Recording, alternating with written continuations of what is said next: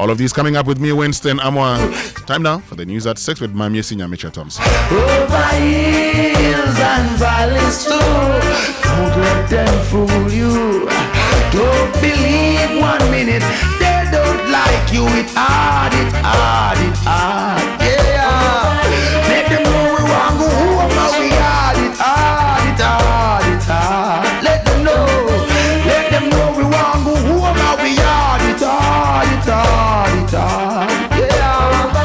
Let them know we want go home and we hard. It's hard, it's hard, it's hard. Oh God, we want go home. Only Rasta free the people. Over hills and valleys too. Don't let them fool you. Don't believe for a minute that they are with you. God free the people. Those over hills and valleys too. Don't let them fool you. Don't they believe.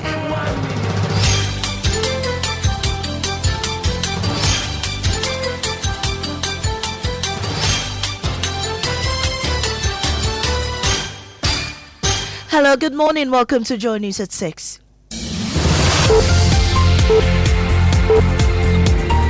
The news is live on Joy 99.7 FM, hits 103.9 FM in Accra, in Kumasi on Love 99.5, and in all 16 regions of Ghana via partner stations. Also live on myjoyonline.com, X Spaces, and YouTube. Coming up this morning, 2-day nationwide cleanup exercise in parts of the country as the nation moves to clear waste and debris in flood-prone areas to avert further flooding. All government institutions, all other security services are taking part in the exercise Friday the 10th. Also this morning, Cabinet approves the creation of Ghana Medical Equipment Services to stop the premature deterioration of multi-million-dollar hospital machines in business. Oil marketing companies to reduce fuel prices from the middle of this month despite rising crude oil prices. We've got details on the Joy Business Report. An education minister demands urgent police investigations into shooting incident at Zoe Evangelical Presbyterian Primary School in Yendi that led to the injury of the school's headmaster. These and more with me, Mami Sinyamicha Thompson. Tuesday. Now let's get into the details. Government's 2-day nationwide cleanup exercise begins today, with businesses, shops and government institutions expected to suspend business and join the exercise. Local Government Minister Ahmed Ibrahim says the cleanup is aimed at addressing the environmental impact of the floods and has called for full public participation. Michelle Latte reports. On June 29, torrential rains triggered severe flooding across the country, claiming lives, destroying property, and displacing thousands. The floods also left behind large amounts of debris and waste, prompting government to declare a 2-day nationwide cleanup exercise to restore affected areas and improve sanitation conditions. Government officials, private institutions, and security agencies are expected to lead the first day of the exercise. Local Government Minister Ahmed Ibrahim has directed MMDAs to properly ensure that all waste generated is evacuated promptly. He says logistics have been coordinated to support the exercise and prevent refuse from being left at collection points. We must ensure that all waste generated during the exercise is evacuated to designated transfer stations and disposal facilities without delay. This particular one, there will be trailers at floater trucks and there will be vehicles available at vantage points. We don't want a situation whereby the following day people will say, but this thing that gutters that we desilted, the debris are still at the edges. We don't know whether it will rain tomorrow or not. So if we go and desilt the gutters and put them on the edges, after the water has been drained back into the gutter, the sand must not be there. The ministry says environmental service providers and waste management companies will operate around the clock to support waste evacuation efforts. All environmental health officers and other authorized officers of the assemblies are directed to monitor compliance, provide technical guidance where necessary, and strictly enforce the applicable sanitation bylaws throughout the exercise. Thank God there is a sanitation court. So the enforcement of the bylaws is not that difficult. The ministry is collaborating with the environmental service provider to ensure that all strategic waste management facilities operate continuously on a 24-hour basis throughout the exercise to facilitate uninterrupted waste evacuation. All regional coordinating councils are to actively facilitate this arrangement. The minister also announced that refuse collected by tricycle operators during the exercise will be accepted free of charge at designated disposal facilities. Assemblies have further been encouraged to utilize designated transfer stations and landfill sites assigned to them to reduce pressure on disposal facilities and ensure the smooth evacuation of waste throughout the nationwide cleanup exercise. Michelle Lati, Joy News. Now, Cabinet has approved the establishment of Ghana Medical Equipment Services Limited, a new subsidiary under the Ghana Medical Trust Fund, tasked with supervising the management, servicing and optimal use of medical equipment in major hospitals nationwide. At the commissioning of a new cardiac catheterization laboratory at the Kolebu Teaching Hospital, President Mahama explained that the decision stems from harsh lessons learned during his time as Vice President and the late President at Mills. Meanwhile, a major structural overhaul is coming into the nation's premier hospital. President Mahama announced that procurement arrangements are moving forward rapidly for the construction of a brand new maternity block at Kolebu. But before I close, let me also announce that we're going through the procurement process to build a new maternity block for the Kolebu Teaching Hospital. And we will pull down the old Gordon Gaggisberg building that has today become a death trap. Every other day our mothers give birth in that building. It is a death trap that can cause devastation. And so it is now my singular honor and privilege to declare the Ghana Medical Trust Fund Cardiac Catheterization Laboratory at the National Cardiothoracic Center of the Kolebu Teaching Hospital duly commissioned for the service of the people of Ghana. The Education Minister, Heinrich Drisu, is demanding a comprehensive police investigation into a shooting incident at the Zohe Evangelical Presbyterian Primary School in Yendi, where the head teacher was brutally attacked and left injured. In a statement, the ministry described the incident as a great threat to safety in schools. Now, Mohammed Hashmi narrated the event that led to the attack.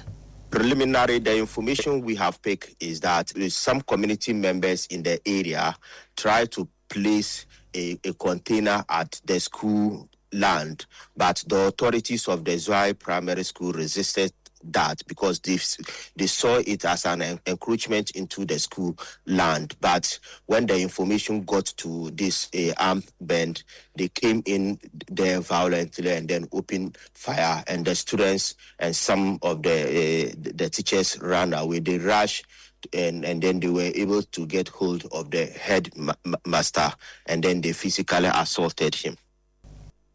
The Ghana Journalists Association is advocating legal reforms to shield journalists and media houses from lawsuits, which it says are being used to intimidate the media and stifle public interest. Now, the call follows the alleged attack on Obatempa Radio and a defamation suit against the station. GJA President Albert Kwabena says the association will engage key institutions to push for legislation. Slaps are a serious threat to journalism across the world. Journalists, editors, and media houses are facing lawsuits with enormous damages, repeated claims, and legal pressure that can stretch long after the story has been published. In many cases, we therefore call for national action to address slaps in Ghana. The GJA will begin consultation with the judiciary, and most importantly, the Chief Justice, Parliament, the Attorney General, and other stakeholders on the introduction of anti-slap legislation or strong procedural safeguards to protect journalists and media houses. Now, the Accra Regional Branch of the Ghana Bar Association says the passage of the Community Service Bill represents an important shift towards a justice system that balances accountability with rehabilitation. As part of its Law Week activities, the association will visit the Nsawam Medium Security Prison under the theme Justice Delayed is Justice Denied, where volunteer lawyers will provide free legal assistance to inmates who do not have legal representation. The Accra Regional Branch of the Ghana Bar Association says the passage of the Community Service Bill represents an important shift towards a justice system that balances accountability with. As part of its Law Week activities, the association will visit the Nsawam Medium Security Prison under the theme Justice Delayed is Justice Denied. President of the Accra Regional Bar Association, Isabel Boateng, says the prison outreach is aimed at identifying inmates who may have experienced delays in the justice process and ensuring they receive the legal support they need. From 10 to the 13, we'll be doing our prison case support, where members of the regional bar will be using their resources, their energy to go to Nsawam prisons. They will be engaging with some of the inmates there. You know that sometimes the reason why somebody is behind bars is because they didn't have representation, and we want to afford the inmates the opportunity to have that access to lawyers and be able to tell their story. Vice President of the Accra Regional Bar Association, Andrews Obing, says the newly passed Community Service Bill is one of the reforms the bar has long advocated. He explains the law introduces non-custodial sentences for certain minor offences, allowing eligible offenders to undertake community service instead of serving prison terms. It's something that we welcome a lot. We think that judicial reform is essential for any democracy. And that's how we end this morning's bulletin here on Joy 99.7 FM. And next is business on the Super Morning Show.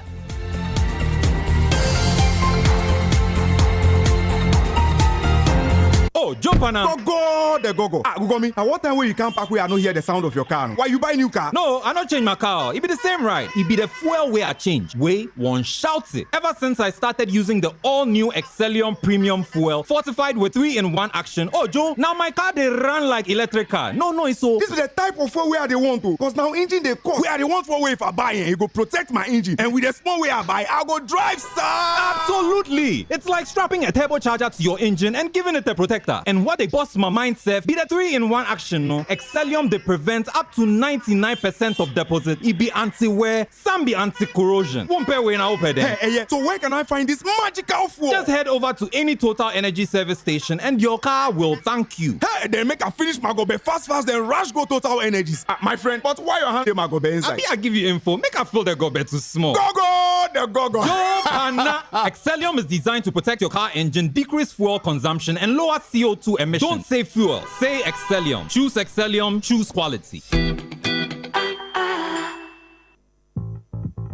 When I say ABSA, you say yes. ABSA Nkiti, we go say yes this 2026 till your jobs start dropping down. Yes, you listening to me right now. I know you get dreams. A work is here, and a work it well. Like me, I want to buy that Porsche car I've been dreaming of. I move into my dream house. No landlord will say me.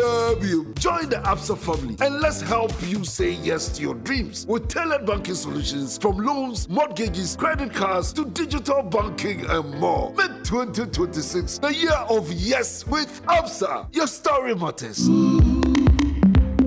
Hey, who dey brush? We dey brush them. Hey, who dey brush? We dey brush them. Hey, brush your teeth. Brush your teeth every day and night. Slide the gems and tackle them. Brush the gems away. England gem, we go brush them. Asia gem, we go brush them. Panama gem, we go brush them. We go. Whatever the germs, brush them away with the new Pepsodent, now in limited edition World Cup packs. This advert is FDA approved. Mr. Teacher, please, what happens when the children come to school? How is it that they leave home very neat and return looking so different? No, stop action, mommy. All the learning and sports demands a lot of energy. So those sweat stains, torn uniforms, and dirty shoes, they show that your kids have been very active. Hey, Asamo! Your jams need nourishment and energy. Give them the Milo Energy at breakfast, now with vitamin D that supports energy release to help their daily performance. Milo, energy to go further. Milo. This advert is FDA approved. Careful, Charlie. Turn up small, make it pass the door. Yes, like that. Yo, my guy, what happened? Hey, you get new TV. Charlie, major upgrade for the tournament season. Oh, this your TV, dear. The whole area go watch matches for your house. Oh. How much you buy them? I no buy them. Oh. I win them from the Samsung Win Big promo. Hey, you make serious? How? Simple. I buy my Samsung Galaxy phone from authorized dealer. Where I visit www.samsung.txtghana.com. Where I enter my details to enter the draw. Then boom, I win this 85-inch Samsung TV. Charlie, way more prices still do. Galaxy phones, tablets, watches, fridges, washing machines, and more every week. then I go buy Samsung with that. This promo is on from now till July 3rd. Buy a Samsung Galaxy device and stand a chance to win exciting Samsung prizes every week. This promo is regulated by the NLA on the Caritas Lottery platform. Terms and conditions apply. This damn patch again. Ebo, look at this wall. Every few months, the same damn patch comes back. I've painted it twice already. What is all this? Kofi, you can't fight moisture with paint too. The problem is inside the building itself. Yes. So what can I do? The house is already finished. Simple. Gasem Super Strong Waterproof Cement is a new cement with built-in water protection technology. Water protection? Yes. So it's just for repairs? No, my friend. That's the difference. Use it to fix dampness and seepage. Or use it for new buildings, foundation, block work, plastering. One cement that builds and protects. Wow. Gasm Super Strong Waterproof Cement. The one cement that builds and protects. Build it right once. Gasm, the nation builder.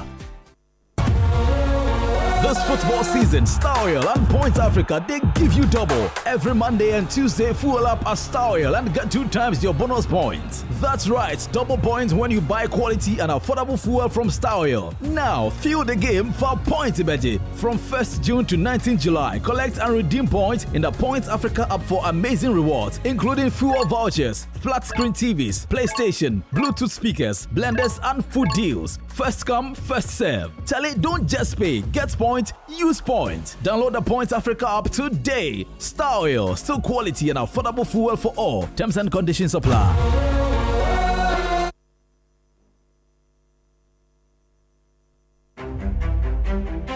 When the bills are mega. When the plans are mega. When the pressure is mega. When the need is mega.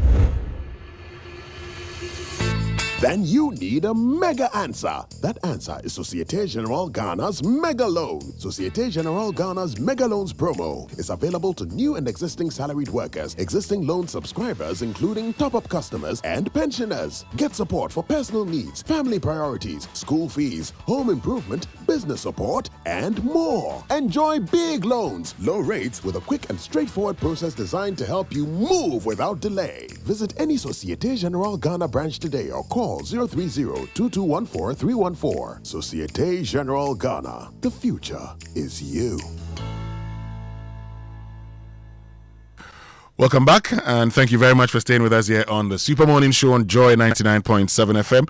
And the 6 a.m. news brought to us by Absa Bank Ghana Limited. Your story matters. And Total Energies Total, we go the extra mile for you, which means we can bring you the Joy Business Report brought to us by Omni Basic Bank, not just another bank. Akbafu. Okay, good morning. Bafu. Good morning. How you doing, man? I'm good. Happy National Sanitation Day. Yes. When I was coming to work, I called a friend of mine that sometimes I pick to work, and it was like, "Oh, Charlie, me ready? I call National Sanitation clean up." So that's nice. You know, we must all participate. It's something that we should do. Okay. While we're here, we should be cleaning.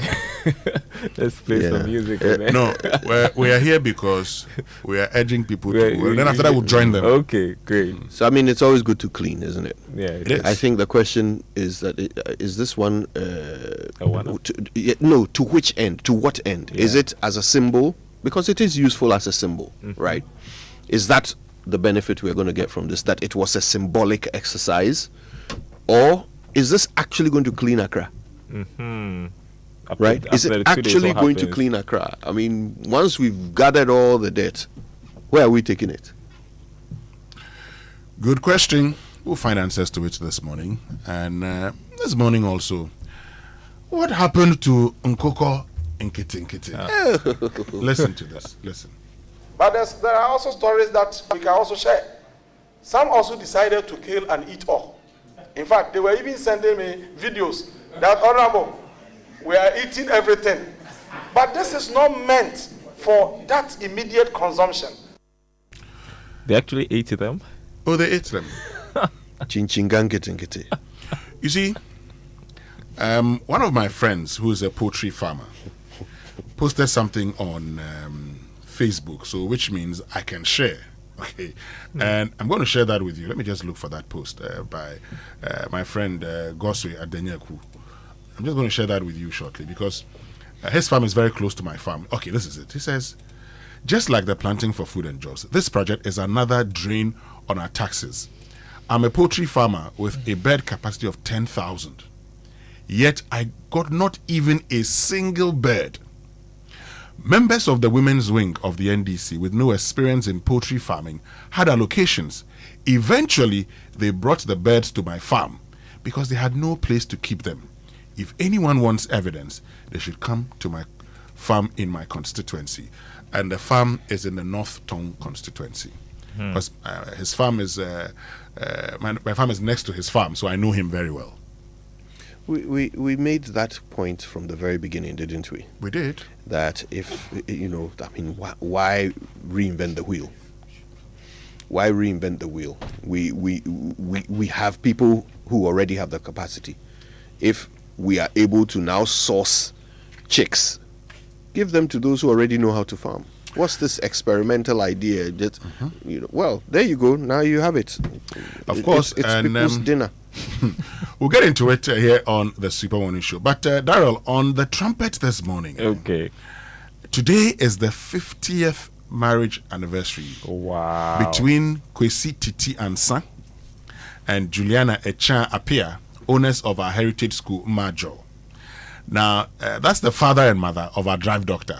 Okay. Dr. Nice. Yankson. 50 years of marriage. 50 years of marriage, yeah. Wow. Beautiful.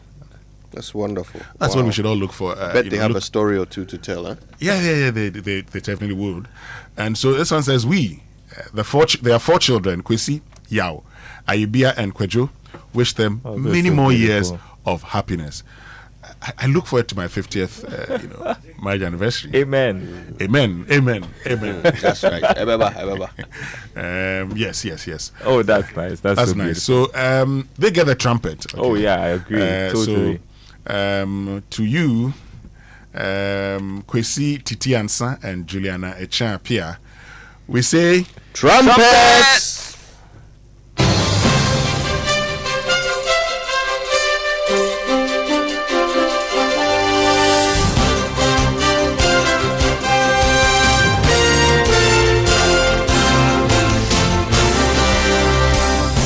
Hello, good morning. Welcome to the Joy Business Report. Coming up this morning, oil marketing companies reduce fuel prices from the middle of this month despite rising crude oil prices. Also coming up, business activities in the metropolis expected to come to a halt as 2-day national sanitation exercise commences this morning.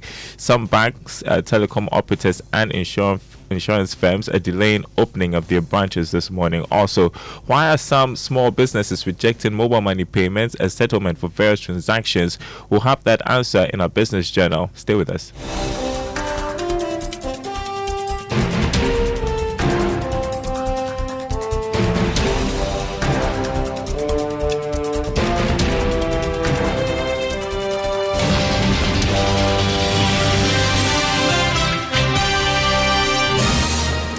Thanks for being with us. My name is Daryl Kwao. Hello to our friends listening from Kofor Radio and KT Radio.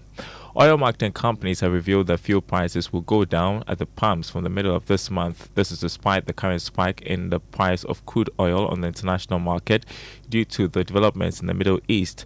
Dr. Winston is Chief Executive of the Chamber of Oil Marketing Companies and has been speaking on PM Express Business Edition. Because you don't pick just a day price. Worst case scenario should be the same because the city has also appreciated, so it's fine. By more than 3% as well. Which is beautiful.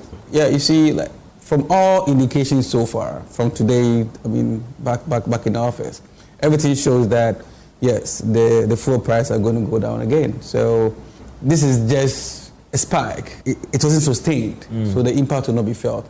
Just that it just tells you just like we are used to this kind of things, So I'll talk at it with that kind of freeness. Like you worry because you want to see the impact on the economy, and Doc also said, bring inflation into the picture. I sat here begging transporters not to increase their fares because this was an unusual thing, which will surely be stabilized, and here we are. You had Dr. Winston upon Chief Executive of the Chamber of Oil Marketing Companies. Now, some industry players have linked the Greek sector's turnaround in the monthly GDP estimates to seasonal factors.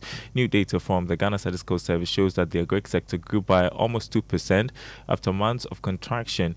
Chief Executive of the Chamber of Agribusiness Ghana, Anthony Morrison, says this shows the sector can turn the economy around with little support. The only way we can sustain is to strongly support and protect indigenous production while reducing food importation.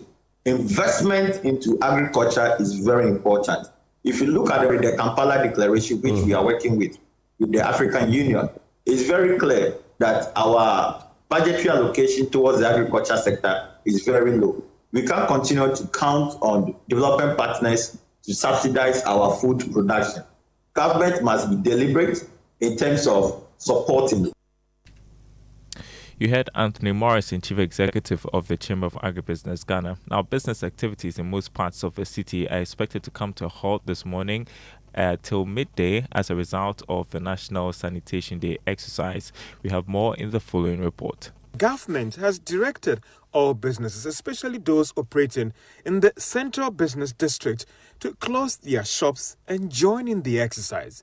The Ghana Traditional Councillors, for instance, maintain that it will not spare any business or shop owner that flouts these directives. The local government minister, Ahmed Ibrahim, says he doesn't expect any private business to exempt itself from this exercise. All government institutions, all private institutions, including the MTN, Vodafone, Airtel, Tigo. So all private institutions are taking part in the exercise. We also understand that the finance minister, Dr. Atufosan, will join in the exercise, especially in the Nima area. Some commercial banks have sent out communications that they will delay the opening of their branches this morning because of the exercise. So if you're planning to do any business early this morning in the metropolis and even tomorrow morning in the Central Business District, maybe you have to start adjusting your plans because of this National Sanitation Day over the next 2 days. Well, meanwhile, businesses like MTN and insurance firm Enterprise have all sent text messages to their customers announcing they will open their offices and branches to the public after midday. Now, banks say they might embark on fresh engagements with the Bank of Ghana over the impact of the increase in the cash reserve requirement. This is coming after the Ghana reference rate went up marginally to 10.59%. Chief Executive of the Ghana Association of Banks, Amoah, says they're looking forward to some response after the upcoming Monetary Policy Committee meeting. Obviously, the governor alone cannot unilaterally change or amend the decisions of the Monetary Policy Committee. So we are all, on the watch, more or less awaiting the outcome of the upcoming monetary policy deliberations. And we are hopeful that something be done to the cash reserving regime. You would recall that we are coming from 9% cash reserve ratio, and now we are talking about 20%. That tells you that for every 100 cedis that a bank takes as deposit, the bank will have to put 20 cedis at the central bank, earning zero interest. You're listening to the Joy Business Report. Now, why has mobile money payment crazy not caught up with every business in the country? Well, as part of our digital economy for next week and rising cases of fraud in the financial sector, Joy Business's Sarah Isnam Atiamu engages some small businesses as part of our business journal. Ugly bitch.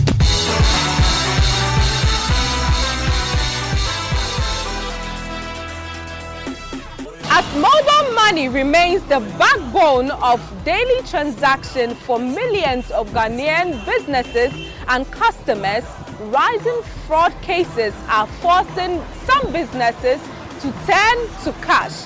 This is raising some questions about safety, trust, and the future of digital payment. For some businesses, this is not a matter of convenience, but a matter of protection for their businesses. Someone came to purchase food, he came to buy food. So the person sent money, that was 30 cedis for the food. And the person left. The person made a complaint to MTN about wrong transaction. The person made the complaint.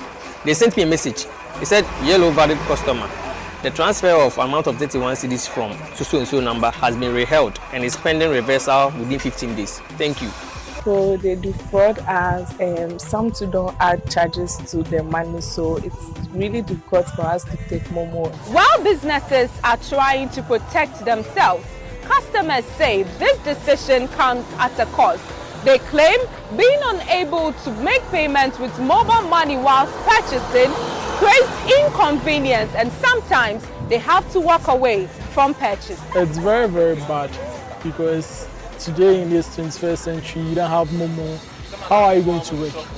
I think you have to have this Momo account so that at least when we come to buy things, we can be able to pay with Momo. To address these concerns, mobile network operators have assured customers that measures are being put in place to strengthen the combat against fraud.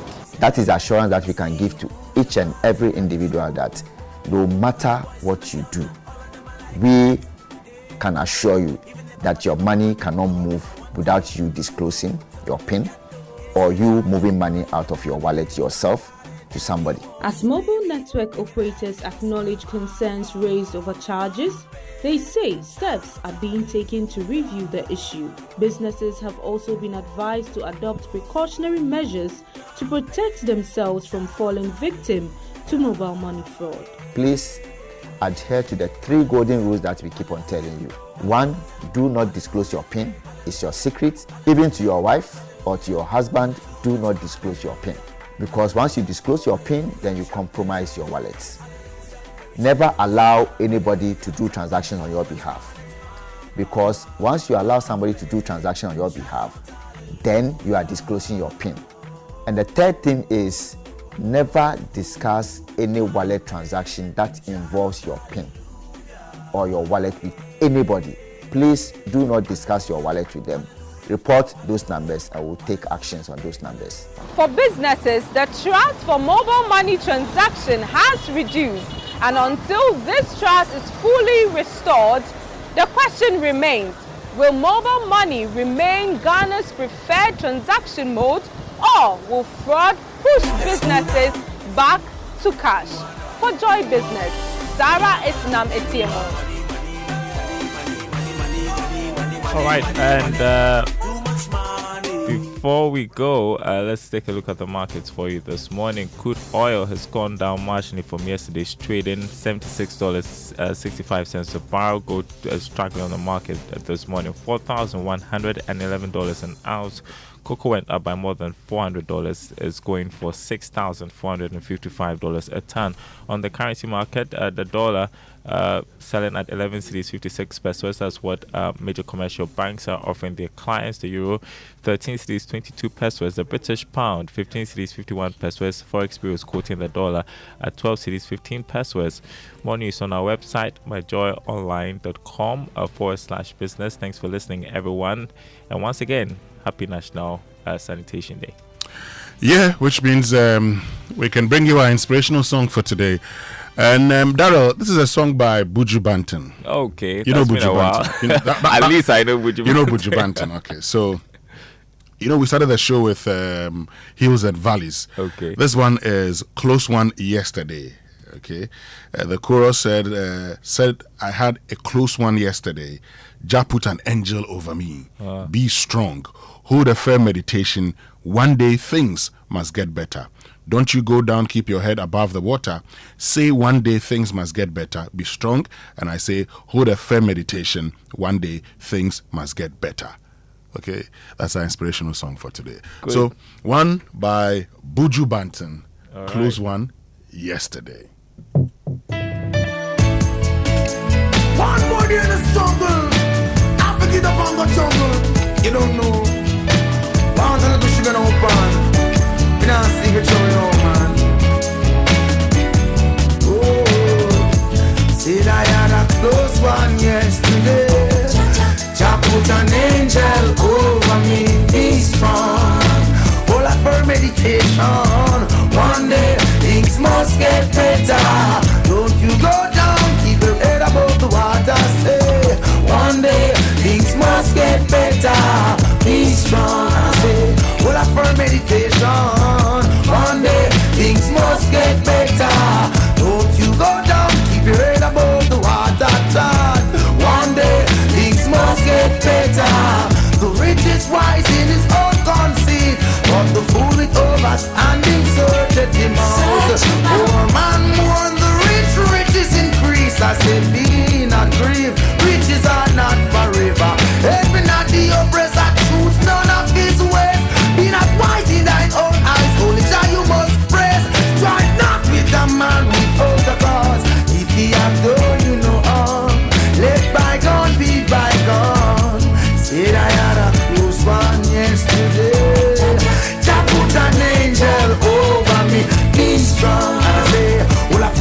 meditation. One day things must get better. Don't you go down, keep your head above that water. One day things must get better.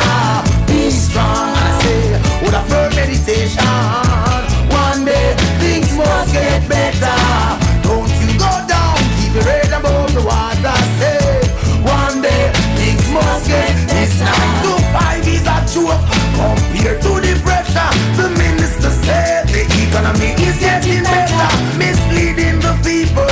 Must still suffer. Oh, here's benefits and spoils. Oh, Jah knows that we feel it. Oh, day and night we cry, cry, cry. I know that we feel it. Who can ever weep in soul like I? Said I had a close one yesterday. Jah put an angel over me, being strong. And I say, with a firm meditation, one day things must get better. Don't you go down, keep it. And well, Buju Banton says, one day things must get better. I say things are better. You know, this song has... is the mic working? Yes. Oh, good. This song has some very special meaning for me. I had a close one on Tuesday. God certainly did put an angel over me. Some of you might have noticed I wasn't here. I wasn't at work on Tuesday or on Wednesday. Yeah, I was involved in a head-on collision. Head-on collision. An accident that actually turned out to be fatal for some people. But God put an angel over me. There wasn't even, not even a scratch. My car, by the way, completely totaled. Beyond repair. Beyond repair. And this was a sturdy Toyota. And that is where Winston will say God is still taking good care of his children. And it's childlike, Kojo Yankson. Yeah, I'm grateful every day for my life. Because as part of our Drive Safe campaign, please. Yeah. Today is Friday. I know there are many of you who say you drive best when you've taken in alcohol. It's not true. On Fridays, our tip is very simple. Don't drink alcohol and drive. And these days, some of you have found different ways. You take all manner of things. The last time the Narcotics Control Commission was telling us about, drugs in Kosiani Meko and everything. People now take all manner of drinks. There are different names for it. Okay, and they take it and they're also high. So how can you drive? Please. Our fuel tip today: use correct lifting technique when moving cylinders, containers, or heavy equipment. Poor lifting habits can cause back injuries and drop loads that put others at risk. Lift carefully or ask for help.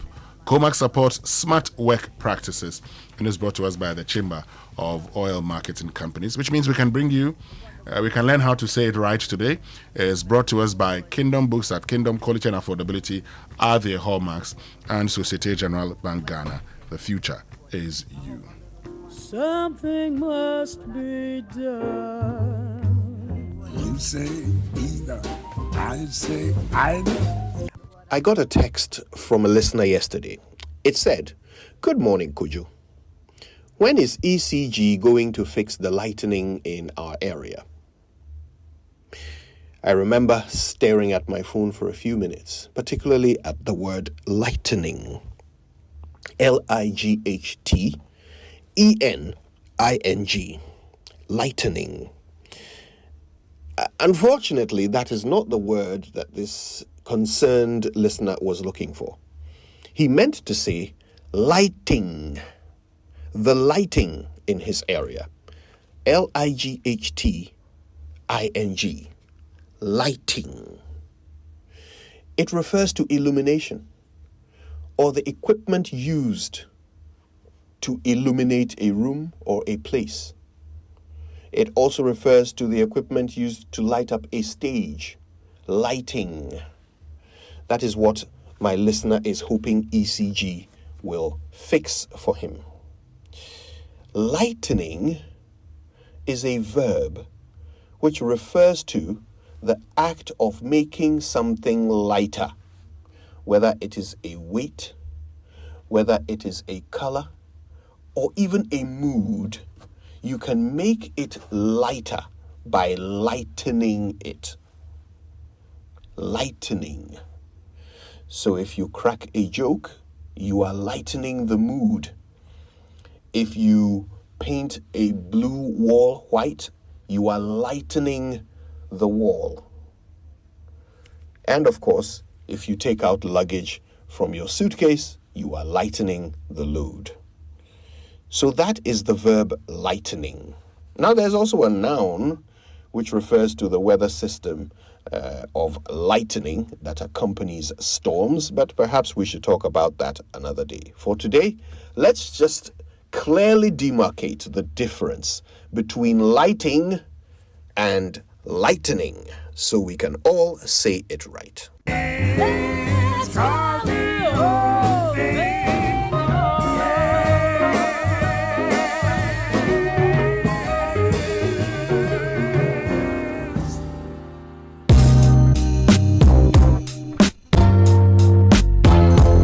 So you now know how to say it right, and let's say thank you to Kingdom Books. You know, Kingdom Books says if you want to upgrade your workspace or restock your essentials, they have something special just for you. So come through and enjoy unbeatable deals on all your stationery needs, from notebooks, pens, and printers to school and office supplies. Whether you're a student, teacher, or business owner, they've got something to keep you organized and productive. Big discounts up to 70%. So bring your family, tell a friend, and don't miss out on these amazing offers at the Kingdom Books yard sales. Visit Kingdom Books office at Osu from 9 a.m. to 5 p.m. daily. Kingdom Books yard sales, shop smart, save big. For inquiries, call them on 0501 401 050 or 0244 311 955. But you know what? In case if you need loans, okay, to expand your business, to complete that building project, or support your education or family, then go to SG Ghana, Societe Generale Bank, okay? Because with the SG Ghana Mega Loan Promo, salaried workers of SG Ghana listed companies, pensioners, and eligible customers can access support for personal needs, family commitments, home projects, and more. There's still time from now till the end of July. Apply and enjoy big loans at small rates. George, you see, small rates. Yes, very low rates. 1%. Only 1%. The Ghana reference rate is 10%. 10.59% for July. So, but you know, but if I'm a good client, I could get below that, right? You could probably get a little above that. You'd have to look for the bank's base rate, and that's what will tell you. Someone like Kojo can get 5%. If he's credit worthy, you know. Well, the fact that he's credit worthy means he probably will get about 12%, 13%. Maybe he could get maybe 11%. The point is that as Societe Generale, you get a CCFIA rate. That's all. That's it. That's all. So visit any SG Ghana branch or call 0302-214-314 for more details about the SG Ghana Mega Loans promo today. Terms and conditions apply. Societe Generale Ghana, the future is you. And for those of you who took loans at 30%, go and refinance the loan. Okay, go. They take it, add more money to it for you, give you some small rates. Then you can do whatever you want to do. Anyway, let's get into the newspapers now. The newspaper review brought to us by Syntex Tanker, you're stronger, you're tough. Kel Chaco Toothpaste, Happy Smile, and Star Oil, quality and affordable fuel for all. George. Let's start with the Daily Guide lead story. No court order revising black vote ownership, so says Azuma Resources, and GJA gives Central NDC chairman 7 days to apologize. Abutreka extradited to US over $8 million romance scam. Bring any green card. And ex-Norfolk boss released from Nkoko custody without conditions, and structures near Tessa Dam easily going to be demolished, so says the presidency. Now, scandal hits the 350 flood cash as Attorney General admits contingency fund was frozen by court, but allegedly instructed the BOG to pay. NPP joins nationwide general cleaning, and chicken stew video flood Agric minister's phone as Ghanaians eat government fowl. Hold on. Let me just listen to the Agric minister. Listen to him. I mean, I think it's important we listen to him. Listen to him. Okay. Mr. Chairman, these are some of the stories. Now, the difficulty we had with some of the regions, especially in the eastern region, some of the farmers who benefited called me and said, Honorable, our beds are ready. We are not getting the market. And I said, oh, look, we can find some market for you. So we spoke to some of the processors. Some of them had to move cars from Accra to some of the regions to go and buy the bears. But there are also stories that we can also share. Some also decided to kill and eat all. In fact, they were even sending me videos that, Honorable, we are eating everything. But this is not meant for that immediate consumption. We just wanted people to rear them, sell, and reinvest so that it becomes Honorable Minister, businesses. that's the trending story, that they are eating the birds. You've seen it. That trending story I've just mentioned. It's trending? Yes. Oh, okay. That they are eating the birds. Oh, okay. But Mr. Chairman, even though we don't encourage that because we wanted them to capitalize on this, to earn something for their livelihood. If that is what they have decided to do, at the national level in aggregation, it also helps. If they are able to build a good taste for locally produced poultry, that is a big plus for us. Because I was in Nebraska, and the stories I heard about their poultry, I asked myself, are we able to check the kind of products that we import into this country? Because they say that it is illegal for you to sell the layers when they are spent. I mean, when they are no longer needed, and then they kill them. It is illegal for you to sell them in the US. Yes, because they are vaccinated and Why? a lot of things, a lot of vaccines are administered on some of these bears. And so they think that it will be inimical to their health if they consume. So they are not allowed to be sold on their markets. Where do they sell them? And other areas, where do they go? Okay, so that's Food and Agriculture Minister Eric Opoku. Yeah. And we'll talk more about that. Let's get into the other stories. There's another story on the publisher says no foreign takeover of Blackwater project coming from Azuma Resources, and lawyer shocked over Abu Treka's extradition. That's a story in front of the publisher. The Daily Analyst says that attacking journalists is a sign of weakness. GJA condemns Obatampa radio invasion. Government orders closure of shops and markets as national cleanup exercise begins today. And also the story about Abu Treka is extracted here in front of the Daily Analyst. And also Kolebu, the trap metallicity block to be replaced, so says President John Mahama. And GJA declares enough is enough as political attacks on media escalate. These are some of the lead stories on the Daily Analyst. Okay, so the news finder this morning, Amankwa donates 100,000 to Ayawaso West Wogon NPP, and 2-day flood recovery cleanup begins today. Community service bill ends poverty as a ticket to prison, Samson Ladi Anyenini, and 101 million stolen from banks, SDIs and PSPs in 2025. 75 out of 219 staff involved dismissed by banks and SDIs. And ICC didn't reverse ENP share acquisition. Azuma Resources refutes, media reports. And I think the lawyer shared with me, a ruling from the 19th of September 2025. Paragraph 5.13 says the tribunal therefore declines at this stage to grant relief in respect of reversing or unwinding corporate decisions, including any purported appointments or removals of directors or officers, any purported changes to the shareholding of any of the Azuma Group companies, and the cancellation of purported notices of board meetings. The tribunal will revisit these matters at a later stage of the arbitration as appropriate. The parties are at liberty to apply to the tribunal for further directions or modification of this order should circumstances materially change. And so the point they're making is that at no point in time do they say, you know what, let's reverse the sale and you're not supposed to get back, and that would amount to trespassing. And I've seen letters also from the company's lawyers that the sale of 100 million was for both the loans owned by the entity and its shareholding. So that would indicate that was a conclusion of transaction. But anyway, there's something that is going through arbitration. We'll get more information on that. Well, another story that is in the Daily Guide says that the presidency has announced that structures around the Tessa Dam near East Legon Boundary Road in Accra will be demolished to help address the flooding in that area. The presidency, in a Facebook post on Tuesday, July 7, 2026, said that the decision was taken after a flood mitigation team, during an inspection, found that the size of the dam has been significantly reduced to encroachment. And for me, if it's affecting one, affects all. There are estates and apartments in East Legon.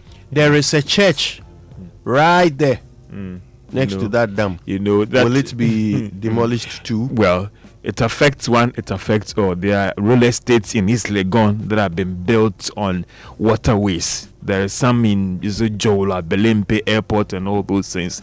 Those behind Trade Fair.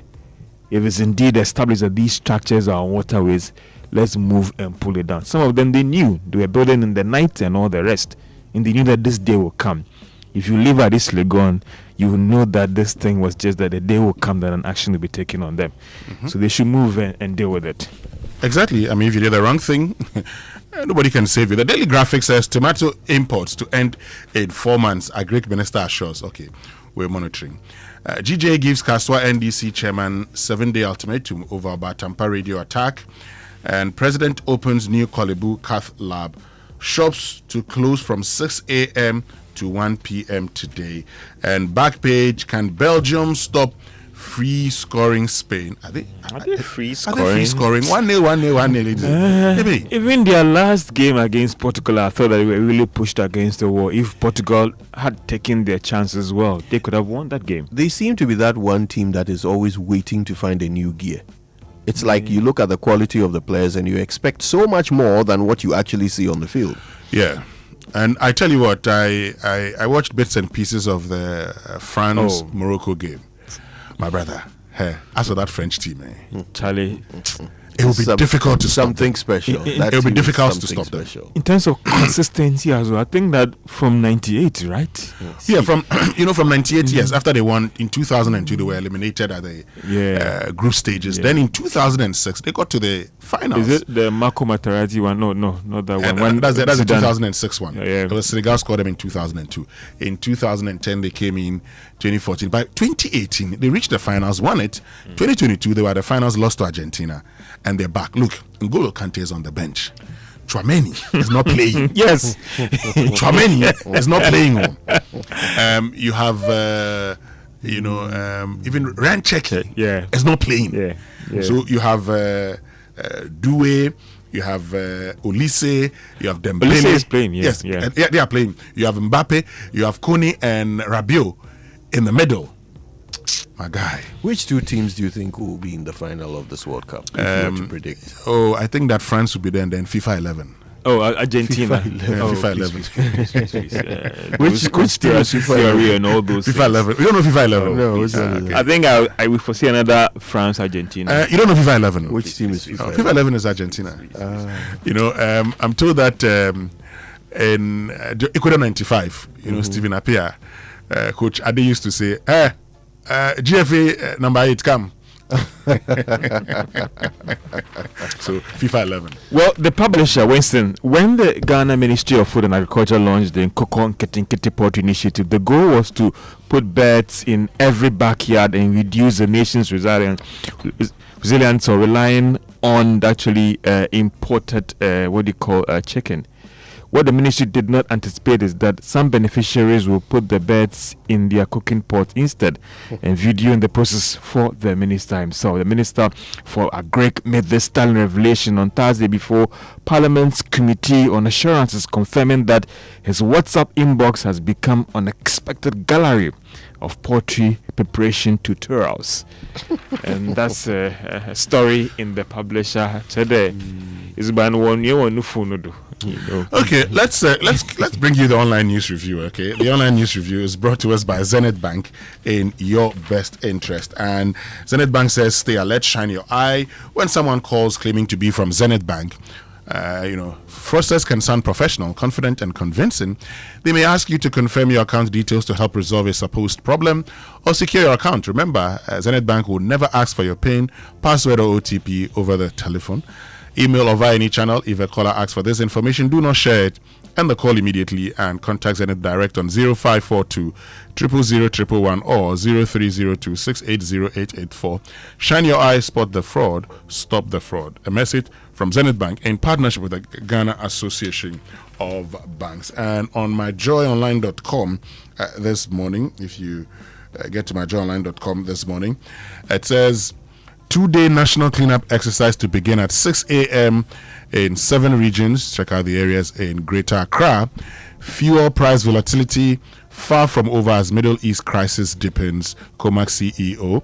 And I think he was speaking on PM Express last night. Last night. Mahama, VIP Opoku Agyeman to participate in national cleanup exercise. Review first phase of Nkoko Nkitinkiti before rolling out second phase as Opoku urges government. I think that the Nkoko Nkitinkiti, government should give these birds to existing farmers, so the Dako farms, the Boris B farms, and all those guys, give them. And as part of a repayment, they should at some point contribute towards the distribution of these checks to others to do the Nkoko Nkitinkiti. But at the first stage, if you really want to deal with the importation of this, give it to people who have learned their lessons.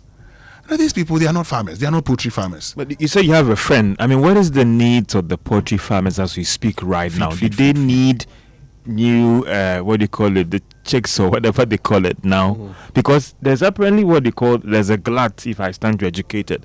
So why do you again supply more on the market? And that's why they are eating the chicken, because even the ones already in the market, they are not getting market for those products. You understand me? So what even went into the feasibility studies and all those things for this policy? You see, strip everything away, and governments really cannot help themselves. All they want are votes. They promised and they delivered. That's all they want. They want votes. So any policy that can be implemented in a way that seems to benefit as many people as possible, so that as many people as possible can say, I received something from the government, therefore I will vote for them. That works for them. Sad one. This country. There's a story we nearly missed on Daily Analyst. It says the teacher petitions Supreme Court over Mahama's third-term eligibility. A Ghanaian citizen has filed a writ at the Supreme Court of Accra seeking a declaration that a person who had served 2-term separate, non-consecutive terms as president remains eligible to contest the presidency again. Suit filed on July 9th by the Mr. Larson, a teacher from Pandai in the Northern Region, against an Attorney General, was lodged at the solicitor of Kwesia Fefa Esquire at OA Legal Consult in Kumasi. At the heart of the case is about this article in the Constitution, which states that a person shall not be elected to hold office of president for more than 2 terms. I think that President Mahama himself has said that he's not interested. I don't know why people are forcing the man to do. You see, I'm looking at the article. It says, there's Article 66, Clause 2 of the 1992 Constitution. A person shall be elected as president subject to Clause 3 of this article and hold office for a term of 4 years beginning from the date on which he is sworn in as president. And it says a person shall not be elect. I think that's not what this was 66, right? 6, yeah, and 2, yeah, 66 2. Yeah. A person shall not be elected to hold office as president for more than 2 terms.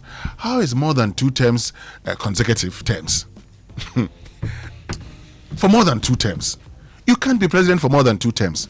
So why are people thinking about a 3rd term? The man himself says he's not interested in a 3rd term. I don't know why people even want to embarrass President Mahama like that. Why do they want to turn him into one of those African leaders? Zimbabwe extending Why? president. The man has made it quite clear that he is not interested in that. And in fact, as a nation, Ghana, we are not interested in that kind of history. We are not interested. Who are these people? Who are these people who want to turn us into some kind of backhole, despotic nation? Why?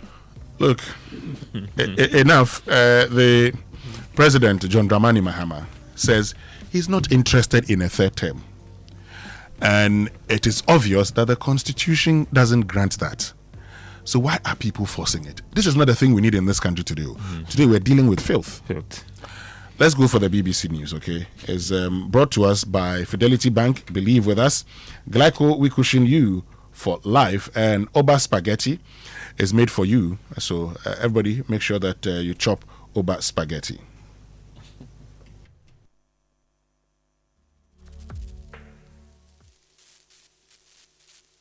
Business Daily is in 30 minutes.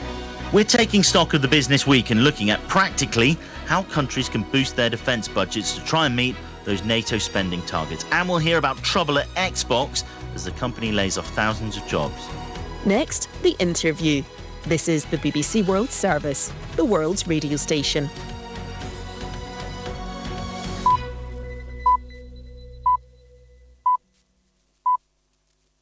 Coming up on the BBC World Service, the interview. Conversations with people shaping our world with me, Anne Soy.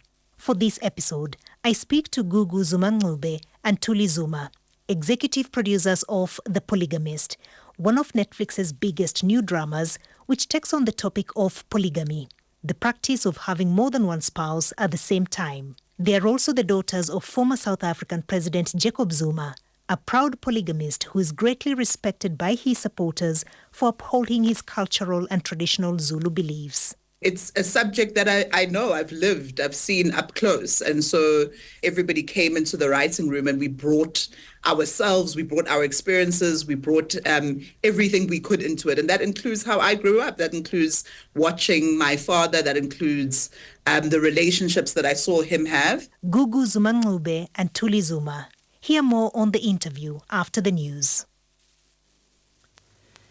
BBC News with Danielle Yawowiecka. At least 11 people have died in a wildfire in the Spanish province of Almeria. Some of the victims were found inside vehicles which have been engulfed by the flames. Guy Hedgecoe reports from Madrid. The Andalusia government has described this as the worst fire the region has seen in terms of its impact. Eyewitnesses told emergency services that they saw a power cable fall, causing the fire to spread across a nearby forested area. The authorities have not confirmed the cause of the fire. Around 150 firefighters have been battling the fire throughout the night, with members of the military also deployed. Around 1,000 local residents have been evacuated from their homes. The Prime Minister, Pedro Sánchez, posted a message of condolence for the families of those killed or injured, expressing his enormous sadness and grief. Iran's former supreme leader Ayatollah Ali Khamenei has been buried in the northeastern city of Mashhad. As the funeral took place, Iranian officials said there had been airstrikes in several areas of the country on Thursday as the dispute with the US over the Strait of Hormuz continued. From Jerusalem, here's our correspondent Caroline Davis. The 6-day funeral of the late supreme leader was intended to demonstrate a show of unity at home and defiance abroad. It's unsurprising, then, that the messages coming from Iran are not giving any ground. In a call with Pakistan's army chief, Iran's foreign minister said that he reaffirmed Iran's determination to defend its sovereignty, territorial integrity and national security. That seems to contradict President Trump's comments that Iran was desperate for a deal. The strikes in the last few days between the US and Iran were sparked by attacks on ships in the Strait of Hormuz, hit while close to the coast of Oman.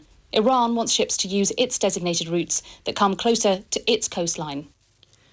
A British-Australian pianist has lost his workplace discrimination case over comments he made on stage about Israeli forces killing Palestinian journalists in Gaza. Simon Atkinson reports from Australia. Jason Gillam dedicated a performance to the journalists of Gaza, telling an audience that at the time, more than 100 Palestinian reporters had been killed by Israel since October 2023. The Melbourne Symphony Orchestra received 3 complaints and decided to cancel a recital by Mr Gillam scheduled a few days later. In court, the musician's barrister argued there was nothing in the contract preventing the pianist from making that statement. But the judge ruled Mr Gillam's concert wasn't scrapped because of his political beliefs, and it was a custom classical musicians didn't make statements from the stage on sensitive political or social issues. 2,000 lawyers in Nicaragua have had their licences revoked without explanation.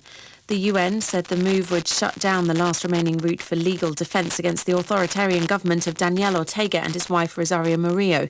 They've ruled Nicaragua for almost 20 years with absolute power. BBC News. The US Secretary of State Marco Rubio has invited ministers from more than 60 countries to a summit in Washington next week to discuss what the department is calling the resurgence of transnational far-left terrorism. Critics argue that the US is overstating the scale of the far-left threat.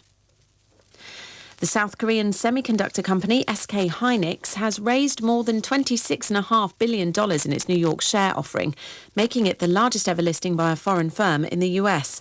The shares are set to begin trading on Friday. The medieval Bayeux tapestry, which documents the Norman French invasion of England in 1066, has arrived in London for an unprecedented exhibition at the British Museum. The 78-metre-long masterpiece was placed in a special container to avoid vibrations and maintain a steady temperature before leaving France for the first time in more than 900 years. The French President Emmanuel Macron described the loan as a gesture of trust. The British Museum's director, Nick Cullinan, said it was an honour to watch its arrival. I think we've just witnessed something rather extraordinary, which is the arrival of the Bayeux tapestry to the British Museum, but specifically it returning back to England for the first time in almost 1,000 years. It feels like a really remarkable thing, not just to witness, but to be part of, and we're so excited to share it with as many people as possible from September. Scientists in Britain at Imperial College London have developed a new non-invasive procedure to treat a serious condition which can affect identical twins during pregnancy. Twin-to-twin transfusion syndrome can happen when babies share a placenta, with one receiving more nutrients than the other, putting the life of both at risk.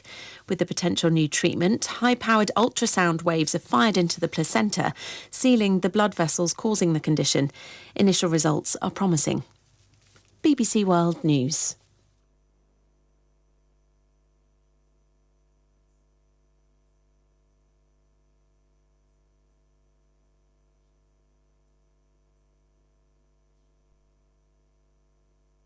Better life. I switched for comfort. Look, your salary deserves better. Switch? Yeah. How do you mean? I switched my and treatment.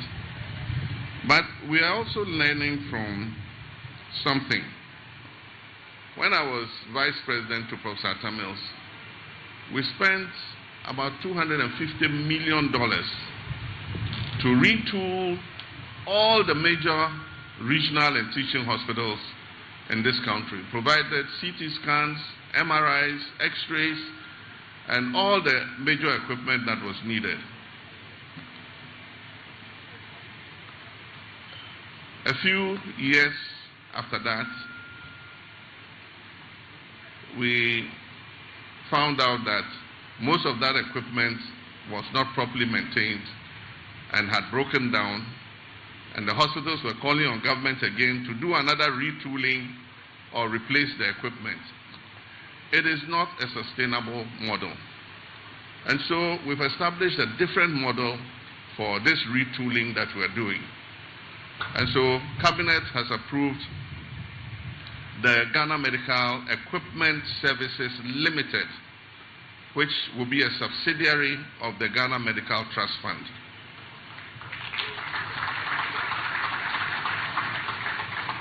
These will be specialized biomedical engineers who will oversee and supervise the use and maintenance of the equipment. And they will be the vehicle if the equipment is obsolete or is broken down beyond repair and has to be replaced. Is the Ghana Medical Equipment Services Limited that will be responsible and be the vehicle for replacing the equipment. What are we doing to ensure that waste is dumped at the right places, recycled for money, because we can have waste to energy? And are we building capacity? I mean, I know that you're fixated on a particular company because maybe the company was doing okay for you, but must it be always a particular company? Can we not spread the wealth? Can we not spread the capacity? Can we not encourage others? It's a problem, Honorable Minister, because that even causes traffic. And I've had a lot of petitions from the respective residents' associations.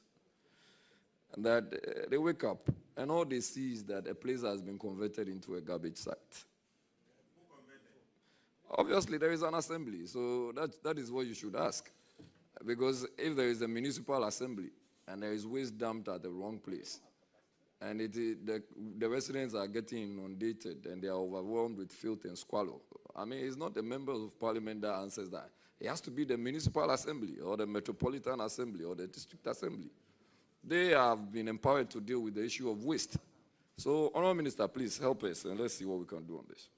Mr. Chairman, once again, I will thank you. Not that we've been visited to one particular company.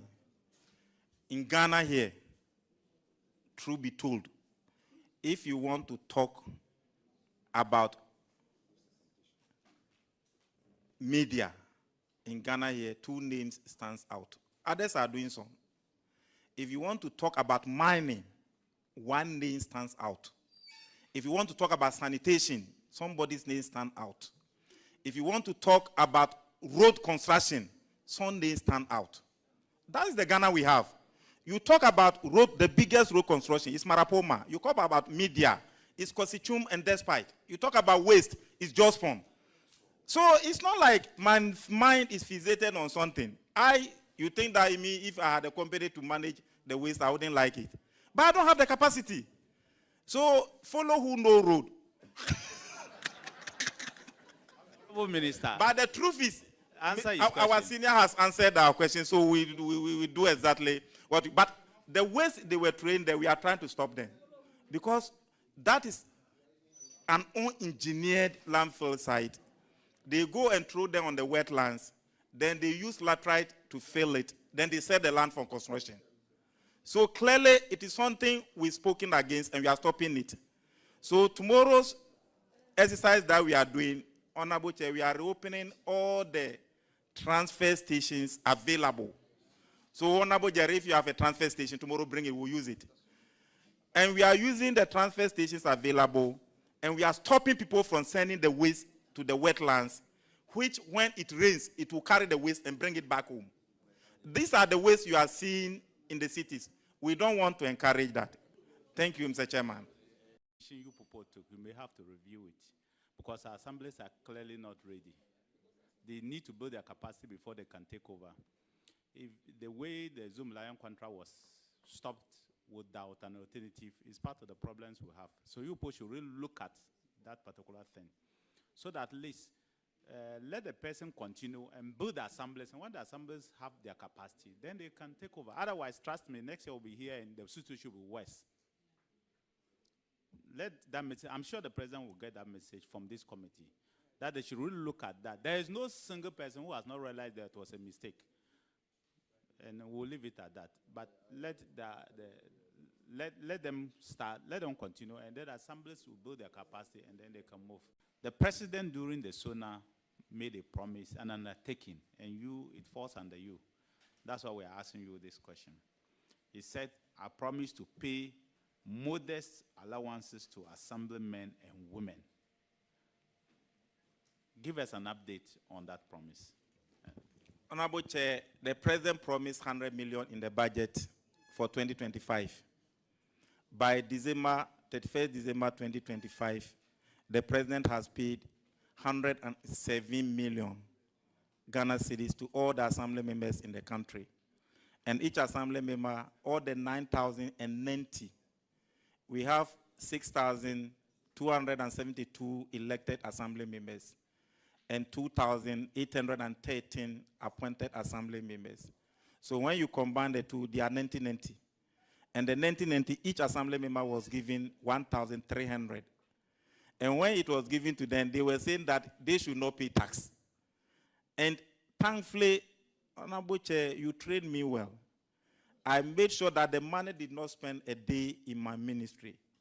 Once the finance minister bring it, I gave an order to the financial controller, send it to all the 261 MMDAs to pay. So it is being paid on quarterly basis. That the one for 2026, The first quarter was released this week. And as at yesterday, I gave an order. The first quarter is 3 months. I gave an order to the financial controller. Once it has come, send it to the assembly members. So we are on track when it comes to the payment of allowances for assembly members. They were saying that they will not allow tax to be deducted from it. And we said all allowances are tax deductible. And that was the only challenge. But may I also thank Parliament for giving that approval and also for fighting for my ministry to be able to pay the assembly members' allowances. Thank you very much. Mr. Chairman, these are some of the stories. Now the difficulty we had with some of the regions, especially in the eastern region, some of the farmers who benefited called me and said, Honorable, our bears are ready. We are not getting the market. And I said, oh, look, we can find some market for you. So we spoke to some of the processors. Some of them had to move cars from Accra to some of the regions to go and buy the bears. But there are also stories that we can also share. Some also decided to kill and eat all. In fact, they were even sending me videos that, Honorable, we are eating everything. But this is not meant for that immediate consumption. We just wanted people to rear them, sell, and reinvest so that it becomes Honorable Minister, businesses. that's the trending story, that they are eating the birds. You've seen it. That trending story I've just mentioned. It's trending? Yes. Oh, okay. That they are eating the birds. Oh, okay. But Mr. Chairman, even though we don't encourage that because we wanted them to capitalize on this, to earn something for their livelihood. If that is what they have decided to do, at the national level in aggregation, it also helps. If they are able to build a good taste for locally produced poultry, that is a big plus for us.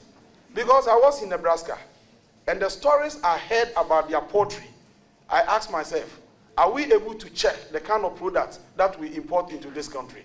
Because they say that it is illegal for you to sell the layers when they are spent. I mean, when they are no longer needed, and then they kill them. It is illegal for you to sell them in the US. Yes, because they are vaccinated and Why? a lot of things, a lot of vaccines are administered on some of these bears. And so they think that it will be inimical to their health if they consume. So they are not allowed to be sold on their markets. Where do they sell them? And other areas, where do they go? Mr. Chairman, I do not want to give specific date, and this is the reason. One, we have identified 35. We've asked contractors to go to site. Maybe there are others who may even have to terminate and repackage. And you may have to set a new date for completion, which we haven't gotten there yet. So if I give you any date, I'll be hauled back before the committee to come and answer questions. And so with the greatest of respect.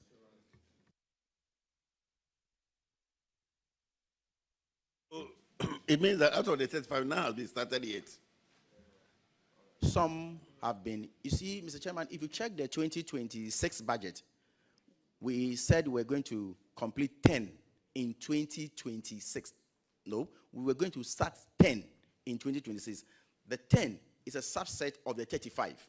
So we've asked the contractors, some of them, to even go back to site. So some, they are already on site, and others are yet to go back. And Mr. Chairman, we have also started, because you see, about 4.8 billion Ghana cedis was expended on Agenda 111.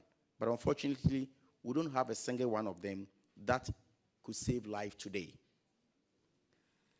And we have come to meet IPCs, people who have completed, contractors who have completed jobs, and they are yet to be paid. And the debt is around a billion, a little above 1 billion Ghana cedis. So whilst we are calling some of them to go back to site, we are also processing to pay their IPCs, so that we will pay their IPCs, get them money to go back to site, and then continue the project. Honorable Minister, this Agenda 111 projects, how many of them are functional? Functional. Zero. Honorable Minister. Vice Chairman, come on, I'm asking this because we are aware one was commissioned. Yes, and then honorable members' constituency, one was commissioned. So that's why that's the premise of where I'm coming from. Whether those that were commissioned, whether they are working. So if you could tell us which one is functional. Mr. Chairman, I'm happy the honorable member herself is here. About 3 were commissioned whilst they were not completed.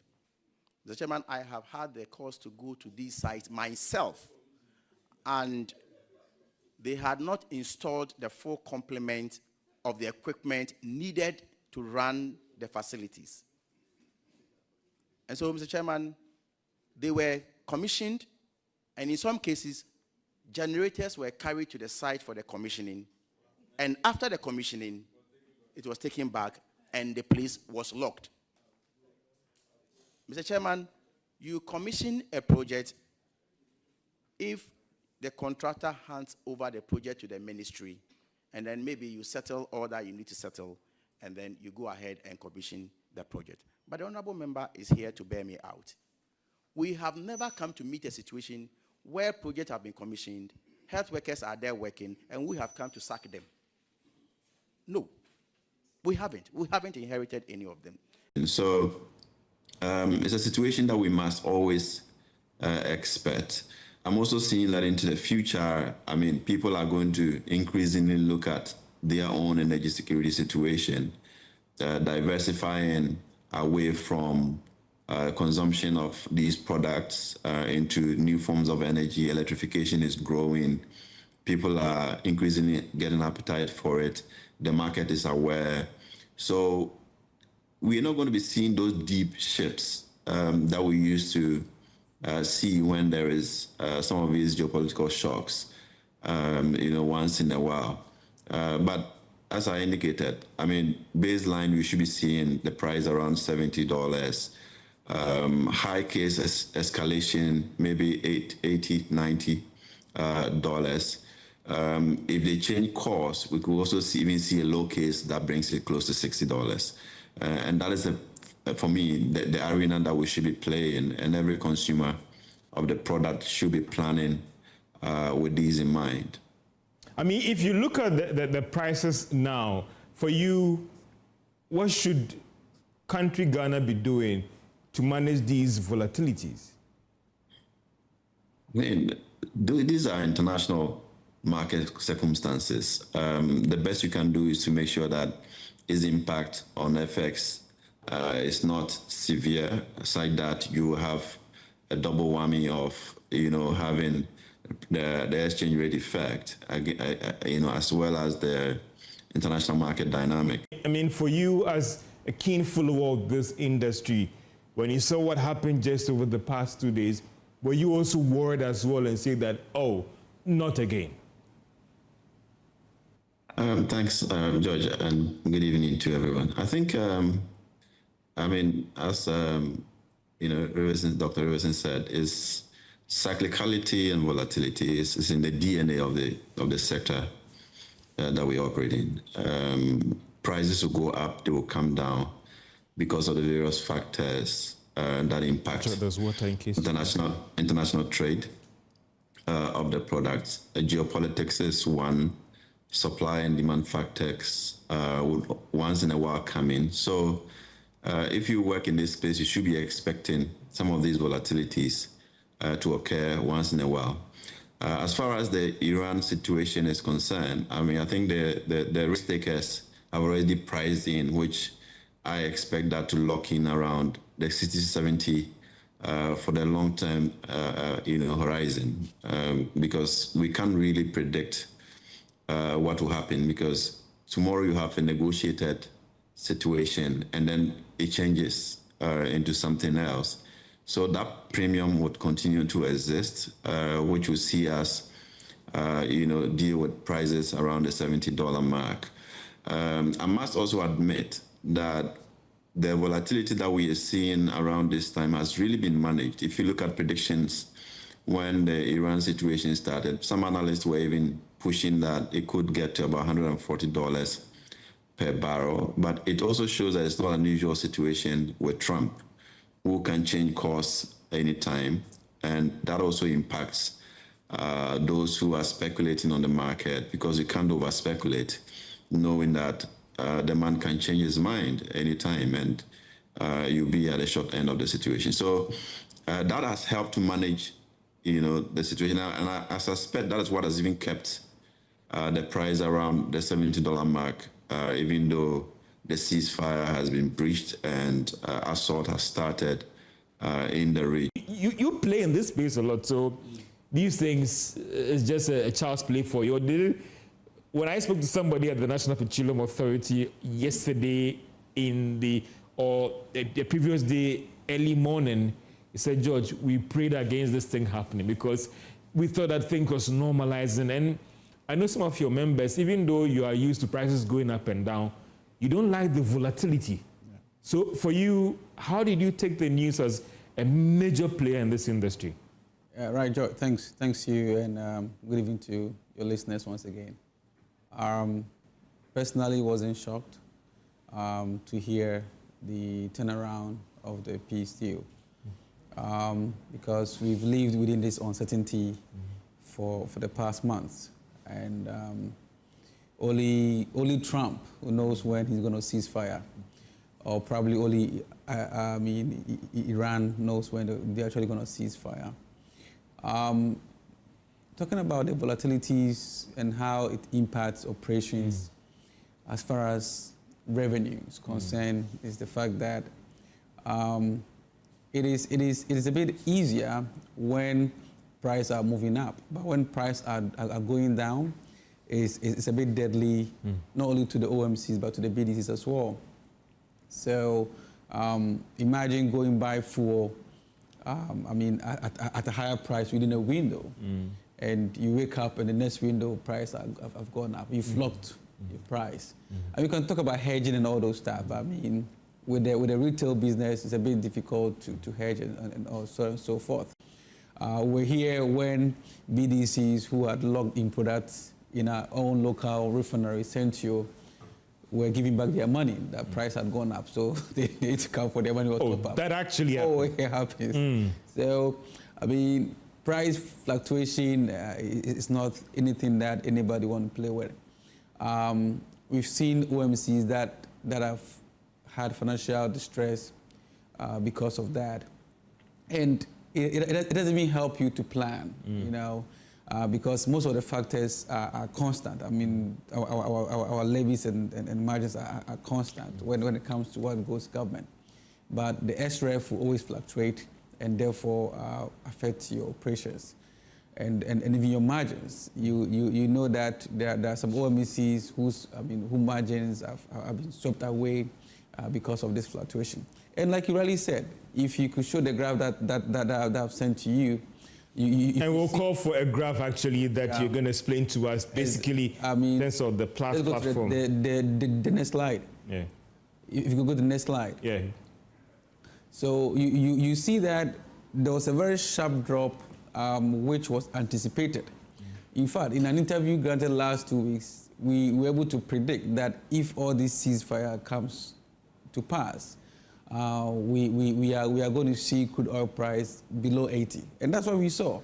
And with that, it was very easy to even predict. Because of that, let me just say to the Vice President that you are here in this city, but what we need to do is to make sure that we take this education to give every child in this country. Akosia Ahin in Airport City says, greetings, Winston and Kojo. You're making me feel irate this morning. Please, if there's time, throw in Pick Myself Up by Peter Tosh. Oh. And you say hello to Akofa, host of Ignition on Joy. That happens to be my favorite song. Oh, really? Really? Yes. Your favorite song is Pick Myself Up. Pick Myself. I just like it. It's a great song. Yeah, Pick Myself Up by Peter Tosh. I'll do it for you. So, Akoshiahin, let's enjoy this one.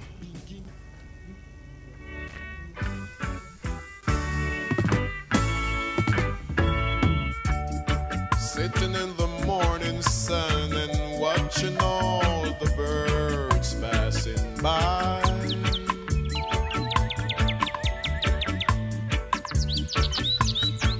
Oh, how sweet they sing, and oh, how much I wish that I could fly.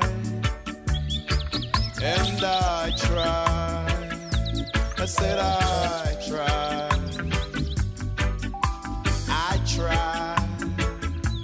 I really try, but I got to pick myself up, dust myself off, start all over again.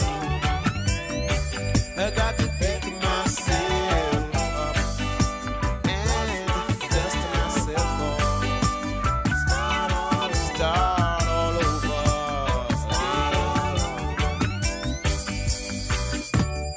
Sitting in the midday sun and wondering where my meal's coming from.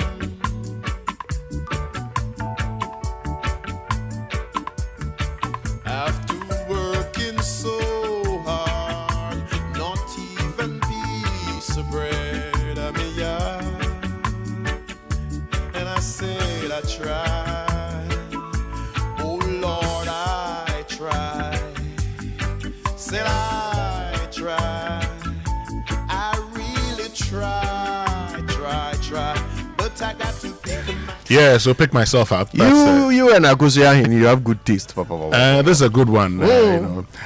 I like the lyrics of the song. Yeah. Pick myself up, just myself up, start all over again. You sit in the morning sun and watching all the birds passing by. How sweet they sing, and you wish you could, fly, but Charlie, you can't. But you have to pick yourself up, try all over again. That's Peter McIntosh. Beautiful. With this one, I know you love Addis Ababa. That's my favorite. Okay, I'll drop it along the line. You better. Hey, some way, somehow, we'll look for the land far, far away. That's right. I went to Addis Ababa and I asked, one of their priests that where is the Ark of the Covenant? He says, oh, it's somewhere in the Tigray region. I said, I don't believe the Ark of the Covenant is here. The man says, okay, he's prepared to do the debate with me, but it must be in Amharic. That's all. That's their language. And I told him, but you speak English. He says, no, that debate must be in their language. I said, thank you very much. And that's how I left. But this morning, we're cleaning Accra and 6 other regions. Listen to the local government, religious affairs and chieftaincy minister when he appeared in Parliament yesterday, Ahmed Ibrahim.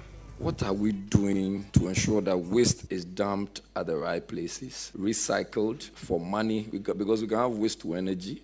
And are we building capacity?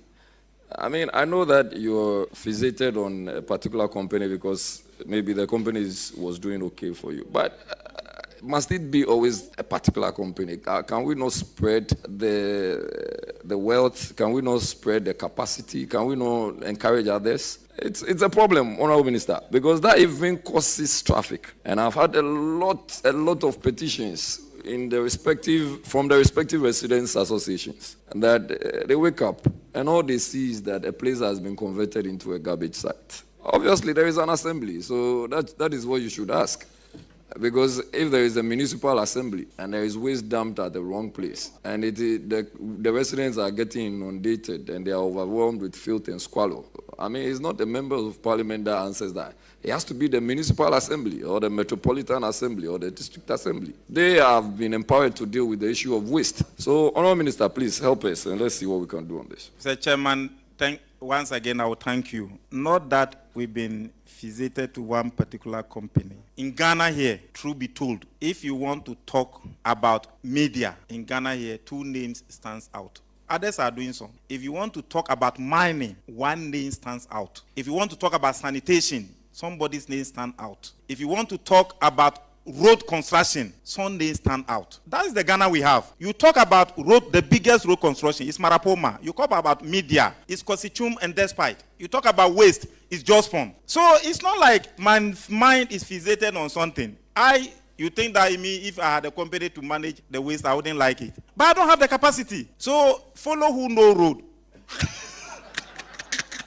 Minister. But the truth is, our senior has answered our question, so we do exactly what. But the waste they were trained there, we are trying to stop them because that is an unengineered landfill site. They go and throw them on the wetlands, then they use laterite to fill it. Then they set the land for construction. So clearly, it is something we've spoken against, and we are stopping it. So tomorrow's exercise that we are doing, Honorable Chair, we are reopening all the transfer stations available. So Honorable Chair, if you have a transfer station, tomorrow bring it, we'll use it. And we are using the transfer stations available, and we are stopping people from sending the waste to the wetlands, which when it rains, it will carry the waste and bring it back home. These are the waste you are seeing in the cities. We don't want to encourage that.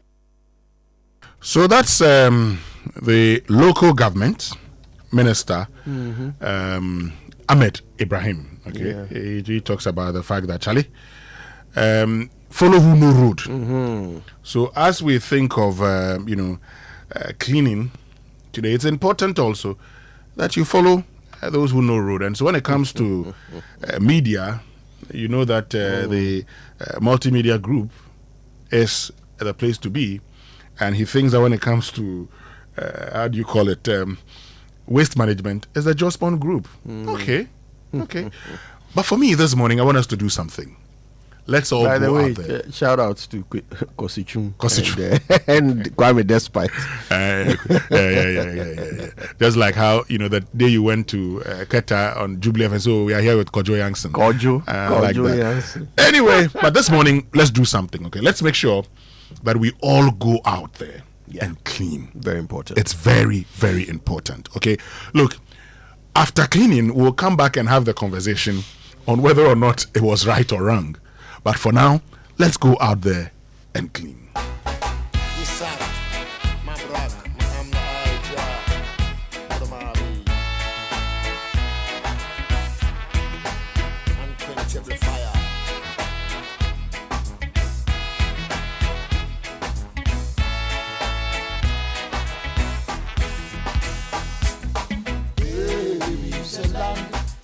Far, far away, it's gone Addis Ababa. Baby's a land far, far away, it's gone Addis Ababa. The ruler of that land, which is far away, his name is King Selassie, King of kings and Lord of lords. The ruler of that land, which is in the east, his name is King Selassie. We were not saying, baby's a land far, far away, it's called Addis Ababa. Baby's a land far, far away, it's called Addis. Okay, so that's it for you, Kojo Addis Ababa. Thank you. And this morning also we'll be talking about the Nkoko Nkitinkiti project. We know what has happened. Some found their way into people's stew and soups, and they took pictures and sent it to the Food and Agricultural Minister, telling him we ate them. The mindset. Well, they probably thought that they were telling him how they were showing him how the whole project has helped. Okay, but it also brings to the fore even the whole idea behind Nkoko Nkitinkiti. So, what were they told when they were given? Because the minister says some people in the eastern region called him, and they gave them market. So for those people, they realized that they needed to sell them. And what I understood was that this was a project that would, they'll give you feed, they'll give you everything you need, so that when you sell them, then you restock. That's how you do it. Really impactful interventions are self-perpetrating, and they can continue to sustain themselves going forward. Government doesn't have to keep putting inputs into it. Really effective interventions. That's how they work. Sure.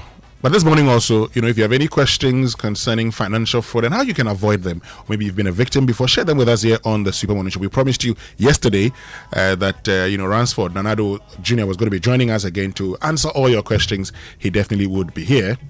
But you know what, Kojo? Your salary deserves better. Your salary. It does. So switch to Fidelity Bank today and enjoy amazing benefits, lower interest rates, higher loan amounts, personalized financial support, and a smile that lasts. It's time to switch and smile wider with Fidelity Bank. To learn more, call them on 0800 00 3355. Visit fidelitybank.com.gh or connect with them on social media at Fidelity Bank GH. Fidelity Bank, believe with us. But if you're planning a trip abroad, don't wait until you're stranded in a foreign country. Get covered with Glyco travel insurance before you fly. From medical emergencies and flight delays to lost luggage, Glyco has you covered every step of the way. Visit any Glyco Live branch or call 0555 305 547. Travel smart, travel protected. Glyco, we cushion you for life. And Franco is your leading mobile phone, accessories, and electronic retail outlet. You can purchase items such as Nokia, Samsung, iPhones, smart TVs ranging from 32 inches to 100 inches, Franco air conditioners from 1.5 HP to 2.5 HP, chest freezers and refrigerators, washing machines, microwave blenders, generator, and CCTV camera, and all other mobile phone brands and accessories from all their shops nationwide at up to 40% discount on their digital platforms.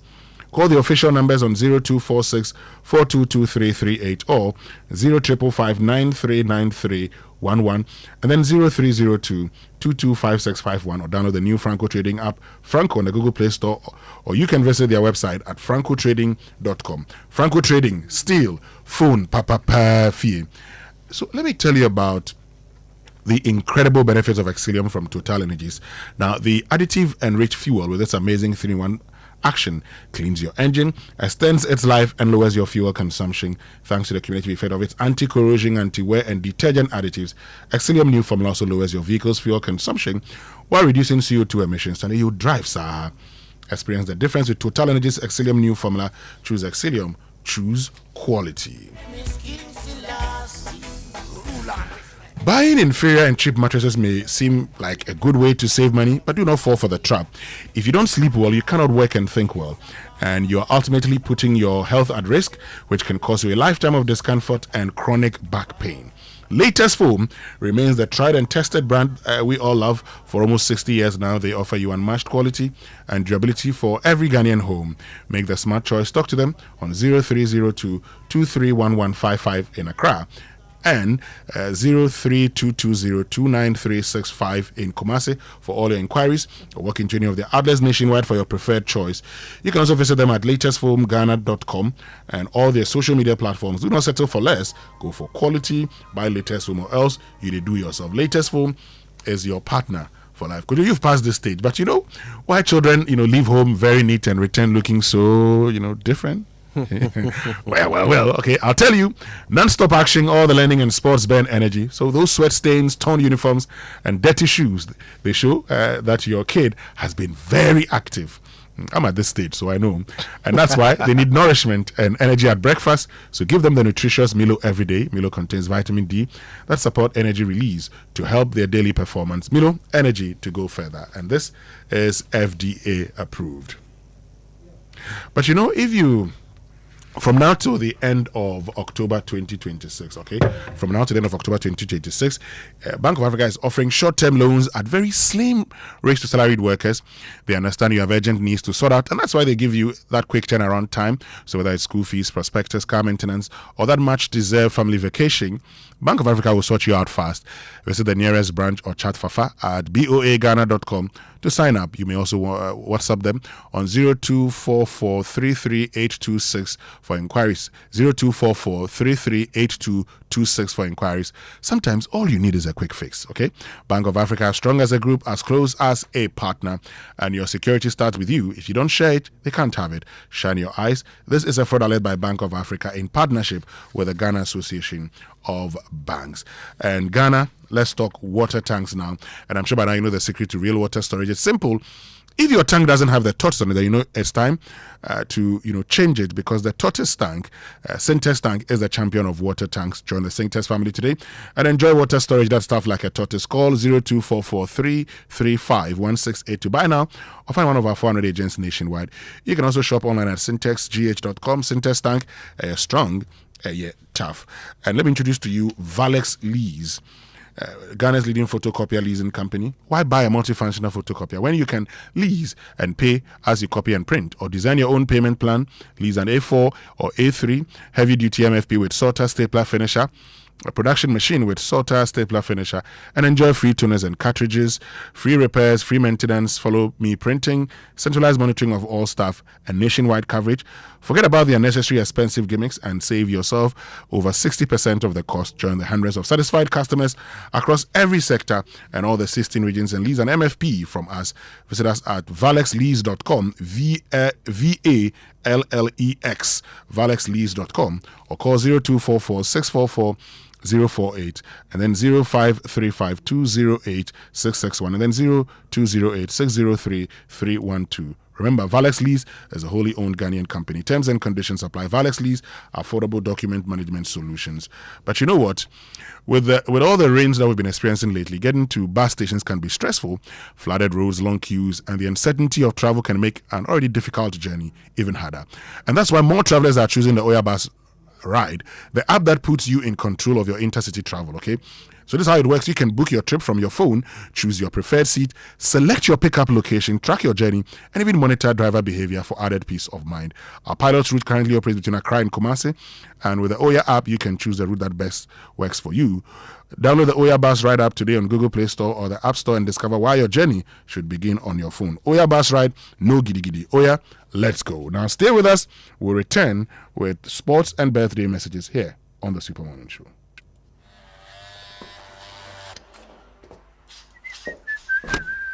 Charlie, dream I'm nice. I get some serious meeting. Allah, motion. But Charlie, no credit today. Oh, but you relax. More day. Hey, what funny. Yes, so I borrow small, sort myself out, I pay back. We move. Sport day. Ah, Charlie, you sure say you dey pay back? Yes, so that anytime somebody else they need them, more day. Be like I for can't borrow some. Hey, you this boy. Don't go there and disgrace yourself. Allah, motion. Responsible borrowing be the real flexo for today's needs and tomorrow's dreams. Borrow, sort them, pay back. Momo Day. For 130 years, Standard Chartered has been there for Ghana and for you, supporting your financial aspirations and driving your business ambitions, opening doors to new possibilities, turning small dreams into big realities, and bringing banking to the palm of your hands. For 130 years, we have been there, empowering the next generation to soar higher. And as always, we believe we can achieve even more together. This year, as we celebrate 130 years of operations in Ghana, we look into the future with you, because we are bringing 130 years of expertise to power your wealth and business ambitions, 130 years of heritage to power your aspirations. Let's partner for progress. Standard Chartered, here for good.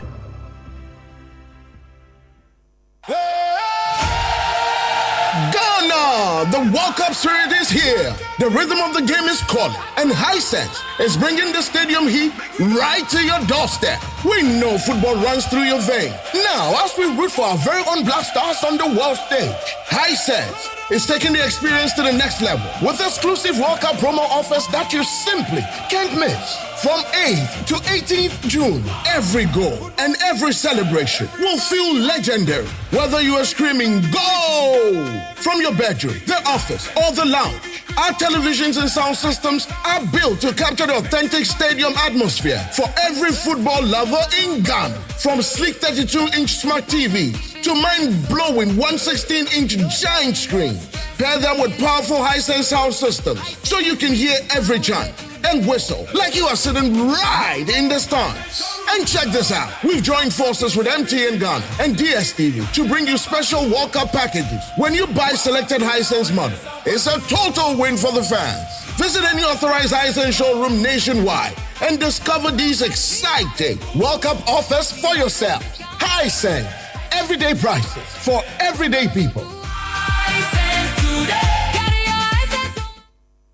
Hello, excuse me. This Milo pack looks different. I'm seeing support energy release BAM on the pack. Yes, so the support energy release means when you give your kids Milo as part of breakfast, you are giving them energy to help them win at school. Ah, then I like this one. Your champs need nourishment and energy. Give them the Milo Energy at breakfast, now with vitamin D that supports energy release to help their daily performance. Milo, energy to go further. Milo. This advert is FDA approved.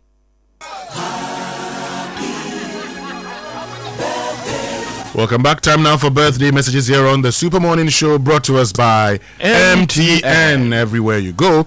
And Bank of Africa, BOA Pay from Bank of Africa offers a hassle-free solution for fee collection and other payments. Call us or chat Fafa at boaghana.com for details. Bank of Africa, strong as a group, as close as a partner. And Franco Trading Enterprise, still phone Papa Perfie. And let's see whose birthday it is today. This one says, happy birthday to Mrs. Dorcas Osafo Setre, branch head at Airport City branch of Star Assurance Ghana Limited. You are such a beautiful and amazing wife and the best mother our kids could ask for. Your love and dedication to our family mean everything to us.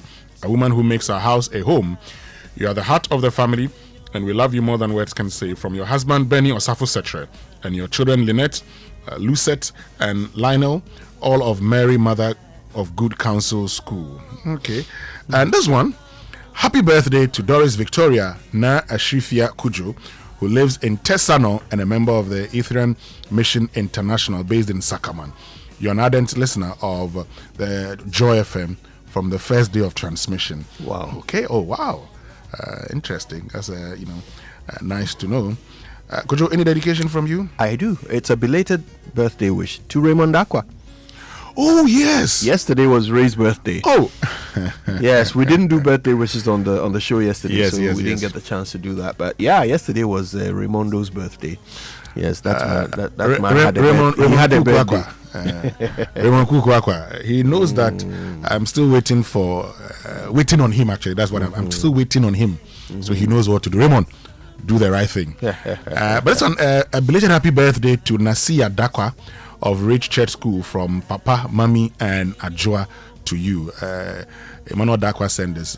Council, forgive me. Yesterday I couldn't do it. You see, we didn't do the birthday wishes yesterday. So let's get into the Sports Center then. And the Sports Center is brought to us by MTN. Switch to MTN. eSIM, download my MTN app to go seamless today. Standard Chartered Bank, here for good. DSTV, the biggest football tournament, is here, and DSTV is giving you front row seats to all the action live. It's the FIFA World Cup 2026, and it's that time when everything can wait, even sleep can wait. DSTV, your home of entertainment, and Hisense, everyday prices for everyday people. Look, MTN just brought the prices down and the speeds up on MTN Fiber for home, and your whole household is about to feel it. Movie nights that don't buffer, school assignments that get submitted on time, work calls that don't stop, and your side hustle running smoothly in the background. 3 unlimited TS, 1 amazing network. You can enjoy 100 megabytes per second, 100 megabits per second for 299 CDs, and 300 megabits per second for 444, and 500 per second for 999, all per month. Pick what fits your home. No data caps, no slowdowns. Just fiber built for real life. MTN Fiber for home, your speed, your home, your choice. Only MTN everywhere you go. And for 130 years, Standard Chartered has been more than a bank. They've been a partner in progress, from helping establish Ghana's financial system to building businesses and connecting them to the world. From helping generations grow and protect their wealth to powering innovation and helping communities thrive. Today we stand on 130 years of heritage to power your ambitions and unlock opportunities. 130 years of expertise to drive cross-border connections that move businesses forward, support your financial and wealth aspirations, and sustainably impact communities. As always, we believe we can achieve more by partnering together. Standard Chartered, here for good. But if you're looking for premium electronics and home appliances at unbeatable value, choose Hisense, Ghana's trusted brand for innovation, quality, durability, and affordability. From world-class televisions, refrigerators, chest freezers, and air conditioners to a complete lifestyle range including laser TVs, gas cookers, washing machines, smartphones, sound systems, water dispensers, microwaves, rice cookers, and more, Hisense has everything you need to upgrade your home and everyday living. And as one of Ghana's leading electronic brands, we stand firmly behind the quality and reliability of our products, and that's why customers enjoy up to 5-year manufacturer's defect warranty on our products, giving you peace of mind with every purchase. With conveniently located showrooms across Ghana, getting your favorite Hisense product has never been easier. So call them on 0302 550000 or visit hisense.com.j for inquiries and more information. Follow Hisense on Facebook, Instagram, and X, and YouTube for the latest promotions, product launches, and exciting offers. Hisense, everyday prices for everyday people. Right, Churchill. Obviously, today is the day of cleaning up our nation after the floods, and it's an exercise that, of course, the president takes very, very seriously. He and the vice president will be participating in this, and the idea is to encourage all of us, everybody, to come out and clean. Look, we'll talk about the sustainability of it. We'll talk about the long-term expectations from this. But one thing is for sure, we must clean up our cities following the floods. And so it's an important exercise. Wherever you are, whatever you're doing, you are encouraged to get that sense of community, come out with your neighbors and your friends, and let's clean. Let's clean up. Exactly, let's clean. And while we clean, we'll be going around to find out how the whole exercise is going. But please get out there and clean, okay? So that the next time it rains, at least, will not be impacted as we were on the 29th of June. But social media messages here on the Spur Morning Show brought to us by EcoBank, the Pan-African Bank.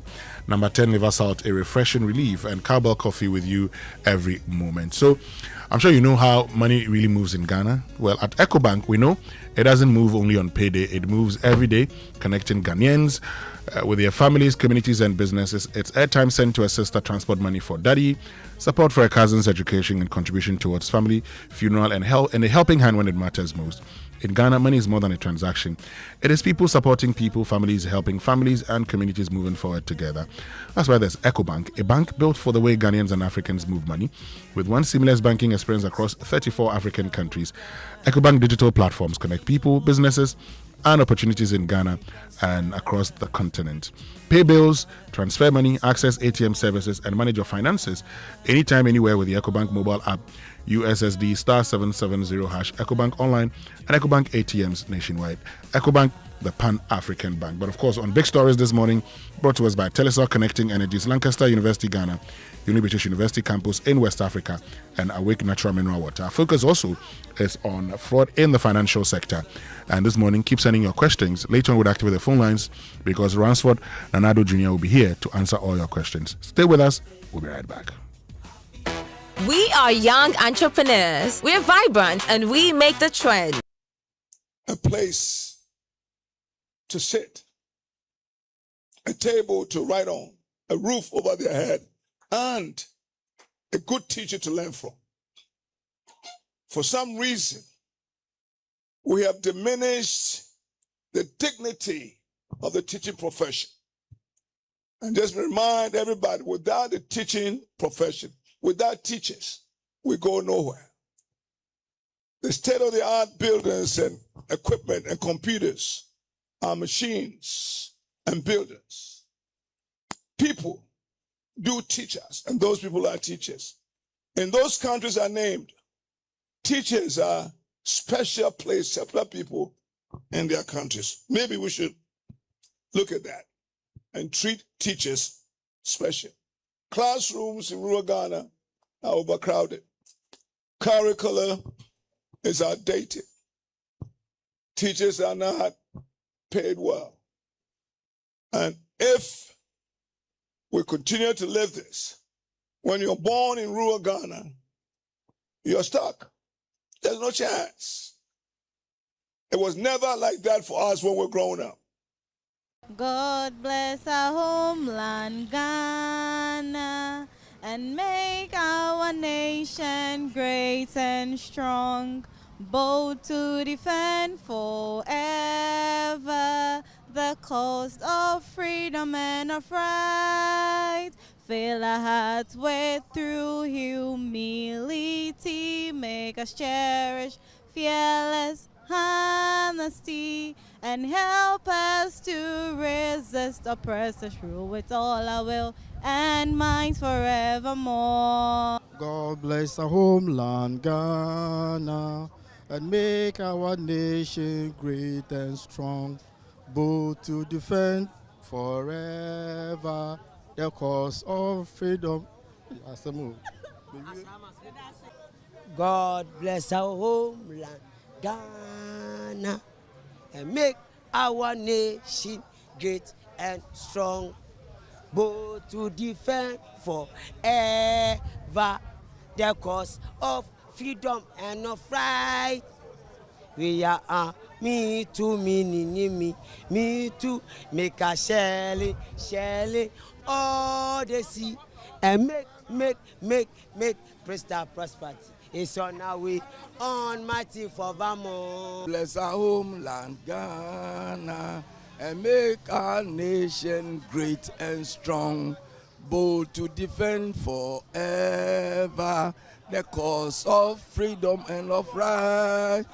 Fill our hearts with true humility, make us fearless, honesty, and help us to resist oppressors' rule with all our will and might forevermore.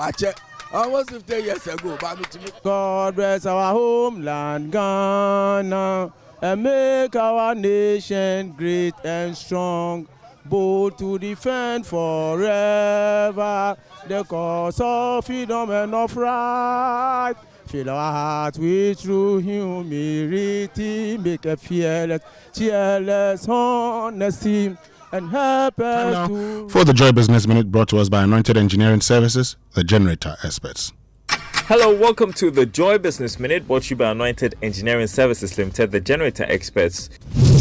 Business activities across the metropolis are expected to slow down this morning as the two-day National Sanitation Day exercise begins, with banks and some business branches remaining closed.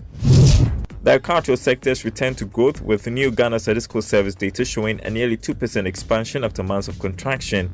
Industry players say the rebound is largely due to seasonal factors. In the energy sector, oil marketing companies say fuel prices are expected to fall from the middle of this month despite rising global crude oil prices linked to tensions in the Middle East.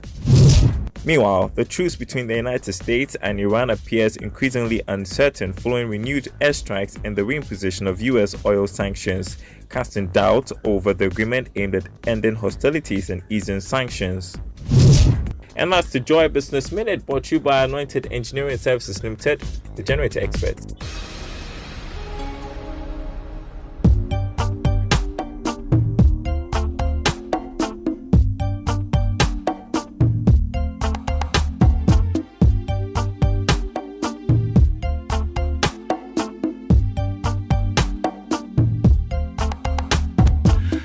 Welcome back from the Business Minute, brought to us by Anointed Engineering Services, the generator experts. And you know, Anointed Engineering Services Limited, now they're into the sales of ultra-silent, fuel-efficient diesel generating sets with size ranging from 5 kVA to 3,000 kVA at competitive prices. And for every generator you acquire, you'll enjoy a 5-year warranty. You also undertake maintenance and repairs of all kinds of diesel generating sets. And their services include a 24-hour emergency service, sale of genuine spare parts, reliable rental service, professional advice, sale of tower lights and rental. Locate their East Legon branch at 26 Boundary Road, Legon, close to AH Hotel, and head office at number 77 Anointed House on the main Odoko Malam Highway, near the Odoko traffic light. They also have 21 branches nationwide. And they are into skill training. They have a training school that trains students in generators and plants, auto mechanics, electricals and controls, and solar installations. They offer 80% hands-on training and 20% theory. So call them on 0243 480 334 or 0246 423534. Anointed, the generator experts. You know, your money deserves the safest home, and with Telecel Cash, you're protected every step of the way. No risk, no worries, no long stories, just peace of mind. Dial *110# or download the Telecel Play app now for safe, secure transactions. Telecel Cash, the safer choice, Sende Keke. And every day, your body needs clean, refreshing water. And Awake water is carefully produced to keep you refreshed and hydrated. Purified, refreshing, and purpose-driven. Through our One for Life campaign, we support people living with various cardiovascular diseases, where every bottle you drink, an amount is donated to the National Cardiothoracic Center. Kolebu, Drink Water, Drink Awake, proudly produced by Kasapreko PLC. Awake Purified Drinking Water, One for Life. Drink Water, Drink Awake, available nationwide. This is FDA approved. Let's get to Tema Station, where Samuel Moore is, to tell us, how preparations are going and how the cleaning is going. Samuel Moore, good morning, and thank you very much for joining us. Good morning. So you are the Tema Station. Tell us what's happening there. Has the cleaning started? How's it going? It's very interesting here. The cleaning have actually started. A lot of the traders here are engaged with their leaders, and they are doing what they are supposed to do. The drivers, they are all part of the process. But some people have finished, and they are waiting just for the green light to continue their business. Some have already started their business already. Some of the drivers are moving, they are picking passengers and all. And I asked them, why are they doing that? But they said, well, they finished, and those who are not finished, they are continuing. And I also have one of their leaders here at the Tema Station Drivers Union. Please, what's your name? My name is Justice Labi. Okay, Mr. Justice. So far, so good. Can you tell me how it has been so far? Yeah, it's very good. Exercise that the president brought it out for us to, do it. So now I think we are doing much, and we think we will end very soon because it's not too much. Okay, I see a lot of your people are involved, and I also see that a lot of your people too are also not involved. Some of them have already started working. What's going on? Yeah, so normally most of us live at Tema and then Ashaba. So, some of them are coming and some of them also are working. So those we have them here, they will help us to do their work. Yeah, so but we're told that we should start working after 1. But what's going on? Why are people now working and others are not? And so they are those people that we have here, they will definitely do their job. So we can't wait for them to load and go or stay in their house. But people are loading already. Yes, because people are here. Okay. Yeah. Okay. So basically people are... Hello? Yes, I'm listening, Samuel Moore. Yes, sir. So basically what are people doing? You're making a point, please continue. Yeah, so basically it's a mixed bag. Some people are involved in the cleaning seriously, and some are also going about their business. Okay. Well, thank you very, very much, Samuel Moore, for joining us. And Michael Alote is the mayor of Accra. He's joined us on the phone to have a conversation about how the exercise is going. Thank you very much, Honorable Alote, for joining us this morning. Hello, Honorable. Good morning, and thank you very much for joining us. Thank you. So, where are you currently? Where are you currently? Hello, can you hear me? Yeah, I can hear you. Okay, so we're all cleaning, but for you as mayor of Accra, where are you currently? I'm around TD. Okay, and so far, how's the exercise going? It's going very well. Okay, people have heeded the call, and thus have their shops closed? Yes, the shops are closed. Okay. So, just by way of information, I know as Accra Metropolitan Assembly, you have areas that you're focusing on. What are these areas, and what will you be doing in these areas?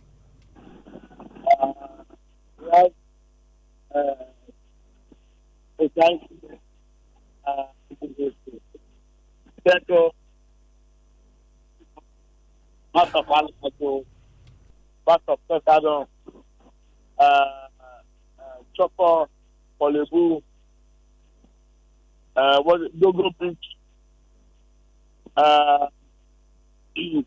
Connection, First Life, all those areas. There are a lot. Okay. And so for these areas that you're focusing on, I'm just curious, Why the focus on these areas? Why the focus on this area? Yeah. Because this new one here. No.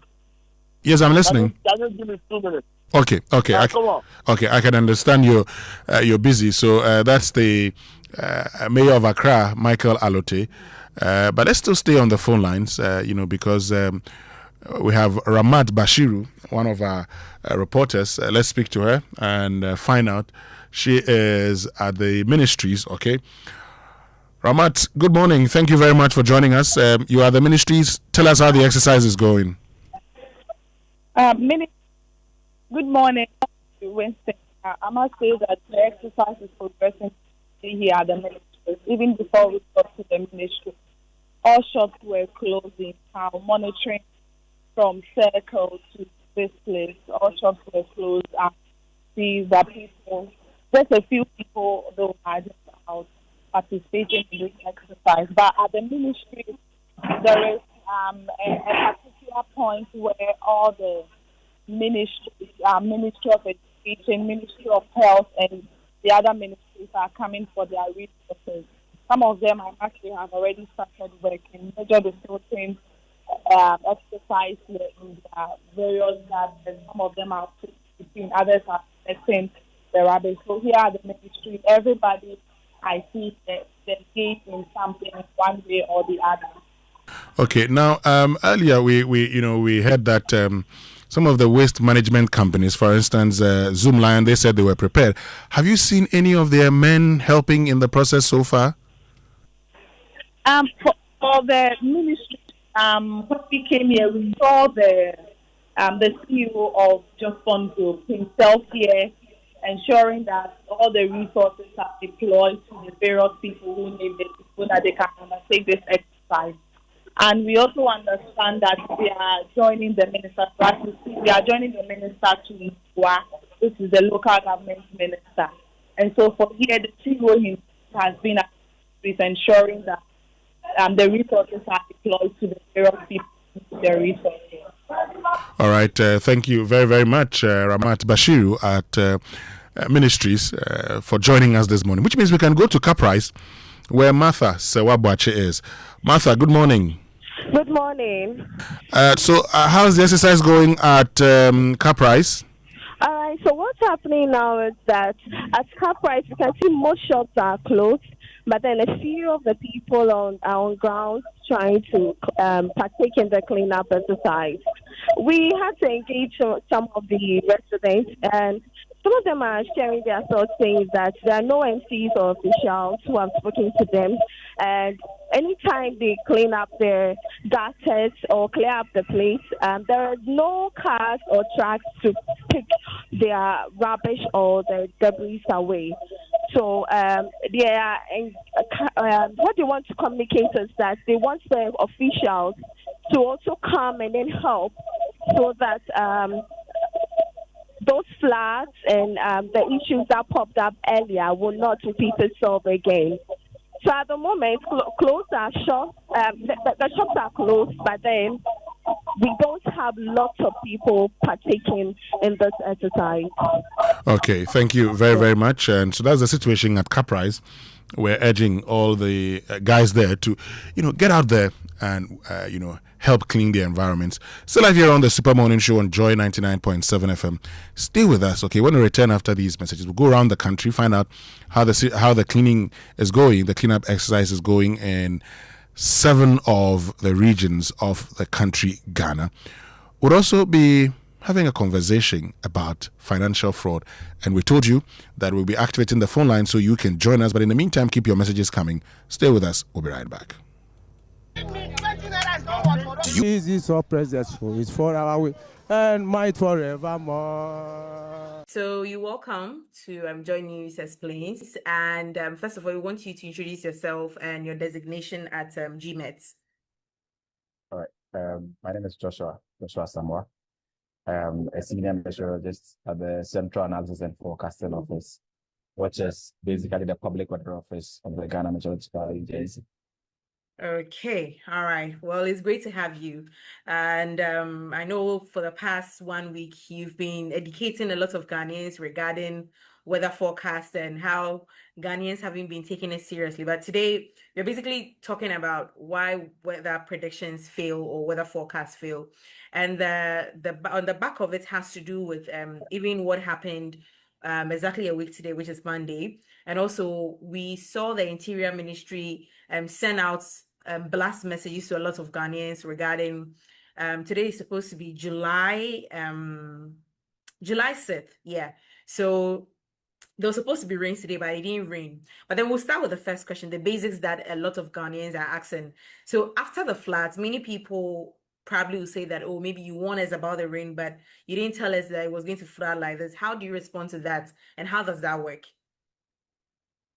Well, so first of all, when it comes to Ghana Meteorological Agency, ours is related to the atmospheric conditions. So rainfall, temperature, all those things that relate to the atmosphere.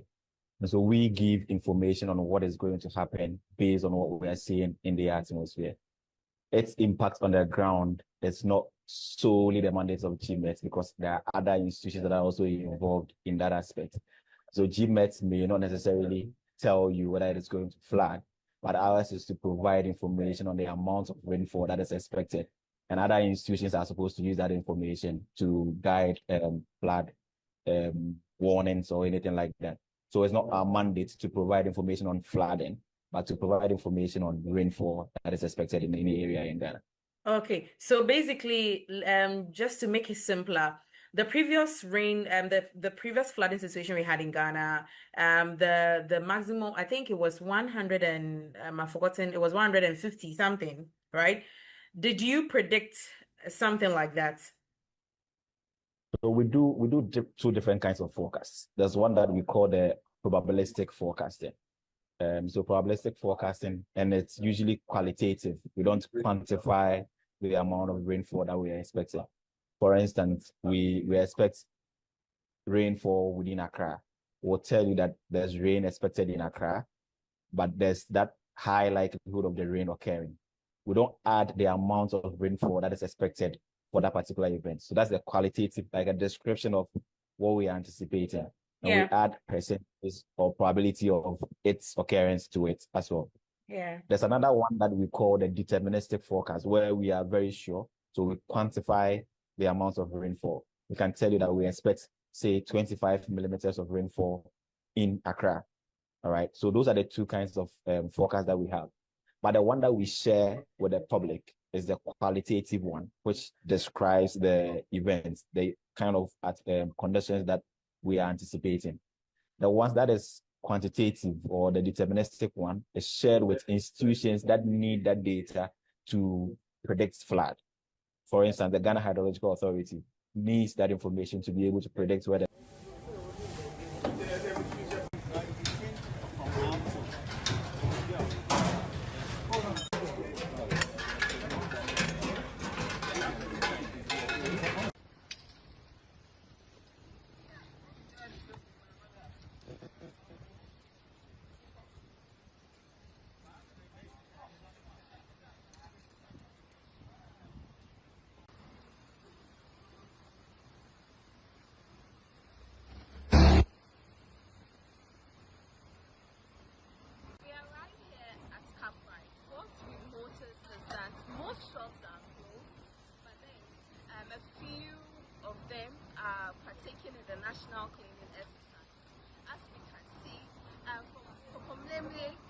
right to this place. We just saw a few of them, some weeding, and then others also taking the debris from the gutters.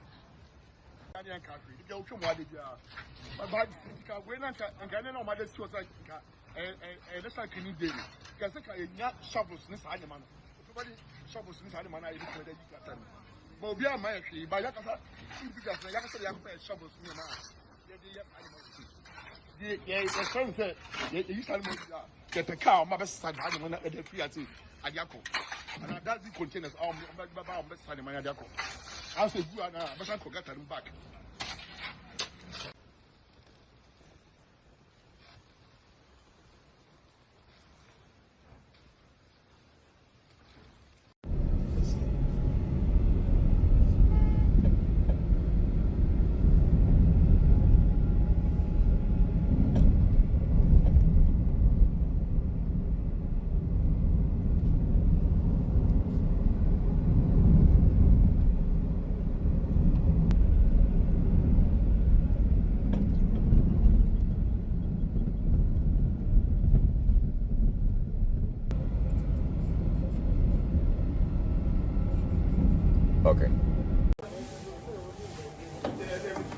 was going to rain. But I mean, you stipulated that it was 40.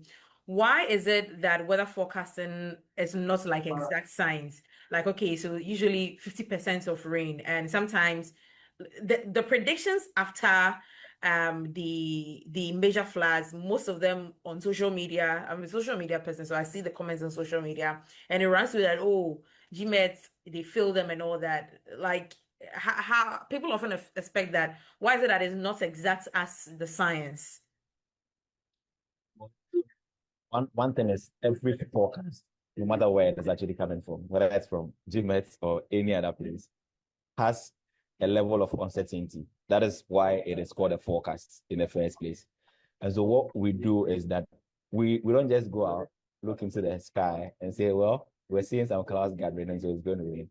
What we do is basically based in science. And so we try to understand the atmosphere, what actually makes up the atmosphere. Yeah. And we try to mimic those conditions in a time to come. So if we observe atmospheric conditions over a period of time for a particular area, we'll try to use that information to identify patterns, trends in there, to try and predict how the atmosphere is going to behave in, let's say, 2 days to come, 3 days, or 1 week, or whatever days to come. All right. So based on what we have seen, what the models are telling us, the projections that have been made, the forecast is made from that. All right. But there's a lot of changes that happen within the elements that are needed to generate the forecast. For instance, we consider the winds that are blowing, we consider the temperature, we consider the pressure of the atmosphere. When I say the pressure of the atmosphere, I mean the force that the atmosphere is actually exerting on the surface of the earth. These are all things that are included in the forecast. There are a lot of factors as well that we look out for. These are things that are not static. They change with time, right? They are very, very, very, very chaotic in the atmosphere, and it doesn't stay at one place. It changes quite rapidly. And so if you're seeing this thing now, and based on that, you make the projections. We are in tropical Africa, where our systems are basically the ones that we call the convective kind of rainfall, which is rains that are associated with, they are caused by the sunshine. And we all know that sunshine is not a problem for us in this part of the world. Every time the sun is shining. And so it makes our atmosphere very dynamic. And so changes happen frequently. So it is very difficult to tell that in the next 3 days, these are the conditions that are going to prevail in an area. What you're looking at now, which is giving you that indication, can change within a very short period of time. And so that is the reason why every forecast anywhere in the world is updated regularly, so that all the changes that are being seen in the atmosphere will now be catered for in the new updates that come. And so when we send a forecast out at 5 a.m., we bring an update around 11 a.m. We send another update around 5 p.m. And then we send another update at 11 p.m., trying to make up with the changes that happen in the atmosphere so that we don't miss any event. So if you follow the chronology of our forecast that we send out there, then definitely, even if the first one misses it, the second one will be able to capture it, because the updates that would have come would capture the new changes that actually. One drop here on the Super Morning Show. It's a Friday morning, and as the beginning of a 2-day national sanitation or cleaning project, and we're going around the country finding out how the cleaning is going, the cleanup exercise is going in 7 regions. We'll be getting to Circle around a tiptoe lane shortly. Okay, let's go to Circle. Let's go to Circle right now, where Robert Ampedu is. Robert, thank you very much for joining us. Tell us what's happening at Circle, tiptoe lane. Hello, good morning. Welbeck here. Circle is buzzing with a lot of activity. As you know, multimedia, as part of our corporate social responsibility and as part of that we are dutiful citizens, would always join to any directive that would inure to the benefit of the country. So basically, when the president gave the order,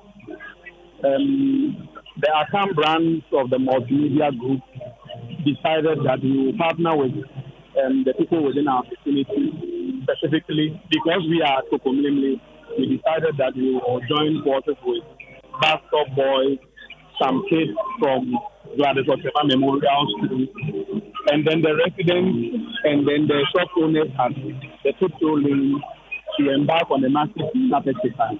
So that is basically what is going on. And we've been at it from about 6 a.m. and we are going up until the time that the field here is cleared. Okay. So basically that's what's happening. And so with the bus stop boys, how's the cleaning going? Oh, of course, because of the level of engagement that we have with other outfits to clean up the gardens and all the fields in Accra. And they have quite a number of equipment at their disposal to be able to embark on this activity. Happy enough to announce, while Kantanka saw that they were with us on the tiptoe lane, they also drove in quickly and brought us 2 big aboboyas to join in the activity. So basically, with the bus stop boys, they have all the equipment, the necessary. If I would put all the necessary things that they need to do this, and multimedia has also supported with logistics, and then with our airtime, with our coverage, we are also joining in to use our influence as multimedia to promote this exercise. So basically, that's what is going on here. Now, how about commercial activities? Because we're told that shops should be closed and these business owners should join in the exercise. Is that what's happening? Yes, that is actually what is happening. But I would be very honest to say that the shops are closed, but the people who own the shop are not here in their numbers. It is rather some of the people who live around who just joined us. They actually just joined us. So we are rather the people doing the cleanup, and the residents are now joining in. But the shop owners, I have not met them yet. Okay. There's only one shop who are our hosts, actually. They are hosting us and giving us a place to pitch our camp as a TV team. And they came out to support us. But as it is now, the shop owners are nowhere to be found. All right, Robert Ampedu, thank you very, very much for joining us this morning. And wherever you find yourself, it's important that you also participate in this exercise.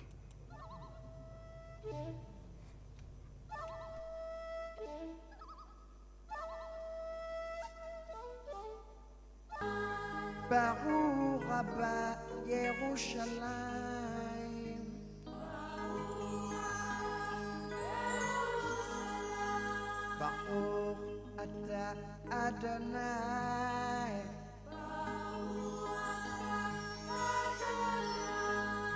Baruch Abba Yerushalayim.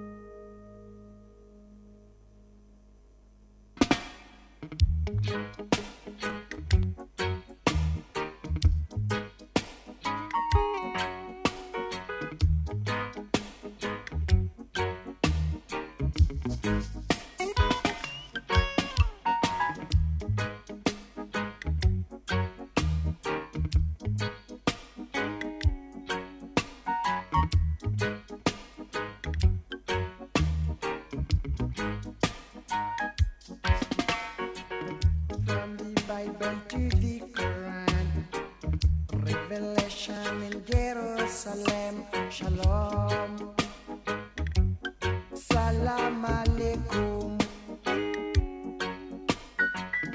You can see Christians, Jews and Muslims living together and praying, Amen. Let's give thanks and praises. Adonai, Baruch Abba Yerushalayim.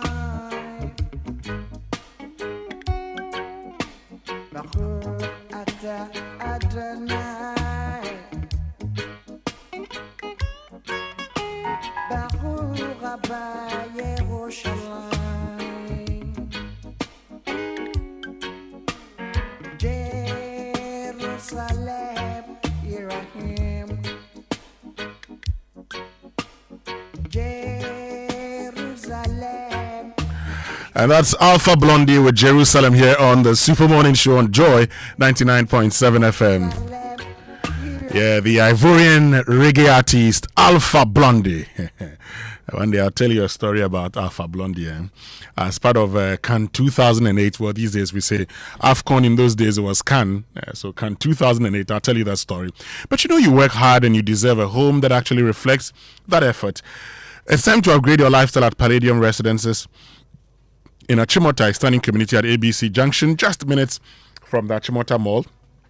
Discover beautifully designed modern apartments and spacious townhouses offering the perfect private sanctuary. Plus, enjoy unmatched amenities like a premium clubhouse, a fully equipped gym, and an incredible on-site hotel.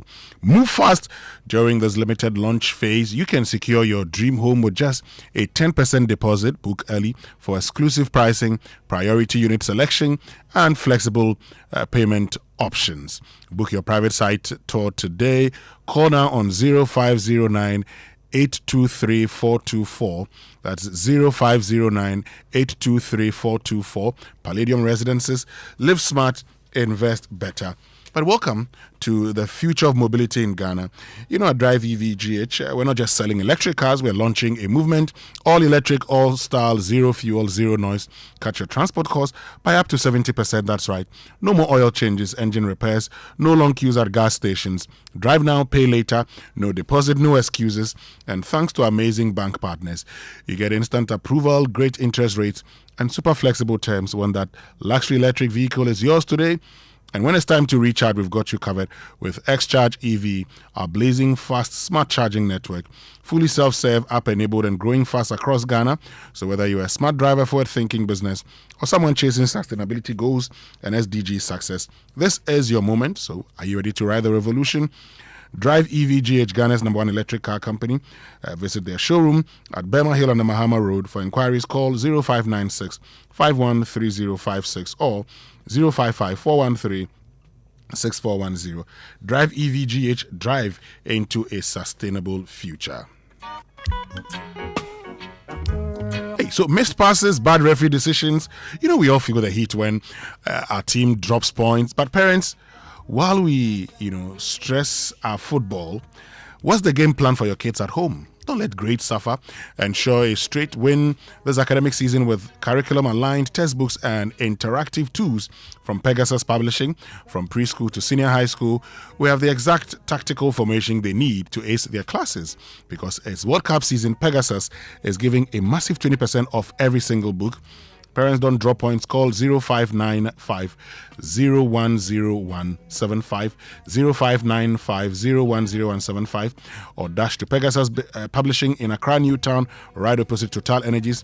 Call now for free delivery in Accra. Pegasus, shaping minds and winning futures. But mommy and daddy, I'm sure by now you know why children, leave home very neat and return looking so different. Well, I'll tell you, non-stop action, all the learning and sports burn energy. So those sweat stains, torn uniforms and dirty shoes, they show that your kid has been very active. And that's why they need nourishment and energy at breakfast. So give them the nutritious Milo every day.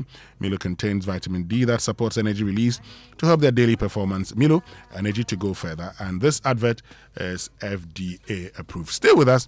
When we return after these messages, our friends from Christ the King International School are joining us here on the Super Morning Show. We'll be right back after these. Why settle for less? Study at a top 1% university worldwide right here in Ghana. Lancaster University Ghana is the only British branch campus in sub-Saharan Africa, offering a highly accredited UK degree in business, law, computer science, politics, and more. Same global standard, same prestigious degree, right at your doorstep. Applications are open. Visit lancaster.edu.gh. Lancaster University Ghana, a global degree at your doorstep. Upgrade your print game with Konica Minolta, proudly powered by SkySat Technologies. From all-in-one machines that print, scan, and copy to professional systems and heavy-duty production machines, we deliver unmatched performance. Right now, SkySat has an unbeatable offer. 1 entire year of free servicing on all Konica Minolta machines. That's 12 months of expert maintenance for new and existing customers. Visit our new VIP print center at Pegasus Place, Airport Residential Area for a live demonstration. Call us on 050-164-5180 or 0302-798-829. Again, it's 050-164-5180 or 0302-798-829. SkySat Technologies. Performance that delivers every time. Are you ready to stand in a gap? When the people gather and wait on the Lord, revival is inevitable. Empowerment Worship Center presents Stand in a Gap, 72 hours of non-stop prayer, dubbed Revive Thy Works. Join us from the 9th to the 12th of July, 2026, 6 p.m. at EWC Prayer Factory, Jolu, next to Allied High. Leading this charge is our global pastor, Gideon Danso, with anointed ministers of God, Ben Doku, Ampia Kofi, John Hanna, William McDowell, Matthew Thompson, Regan Donofio, Nathaniel Bassi, Victoria Orenzi, Sumisola Agbebi, Dave Bell, Joe Meto, Uncle Ato, EWC Live, and Photo of Live. At Stand in the Gap 2026, dry bones will live again, burdens will be lifted, and the heavens will open. Don't come alone, bring everyone. We have free transportation. For more information, contact 055-100,002. There's a miracle with your name on it. Stand in the Gap 2026, brought to you by the Empowerment Worship Center. Remember, once we start, we don't stop.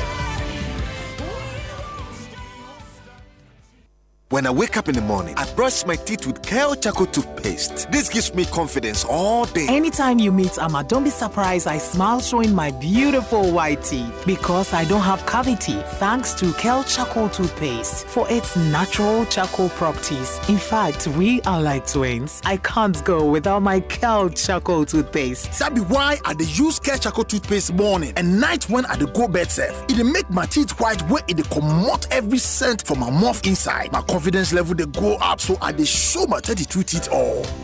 Introducing the Kale Charcoal toothpaste, formulated with activated bamboo charcoal powder, ensures whiter teeth and removes bad breath. The strong natural property of the activated bamboo charcoal removes bacteria, absorbs surface stains on our teeth caused by coffee, wines, and tobacco. Welcome, Kale Charcoal toothpaste. Kale Charcoal toothpaste, Sankofa Yenchi. Kale, happy smile. This advert is FDA approved.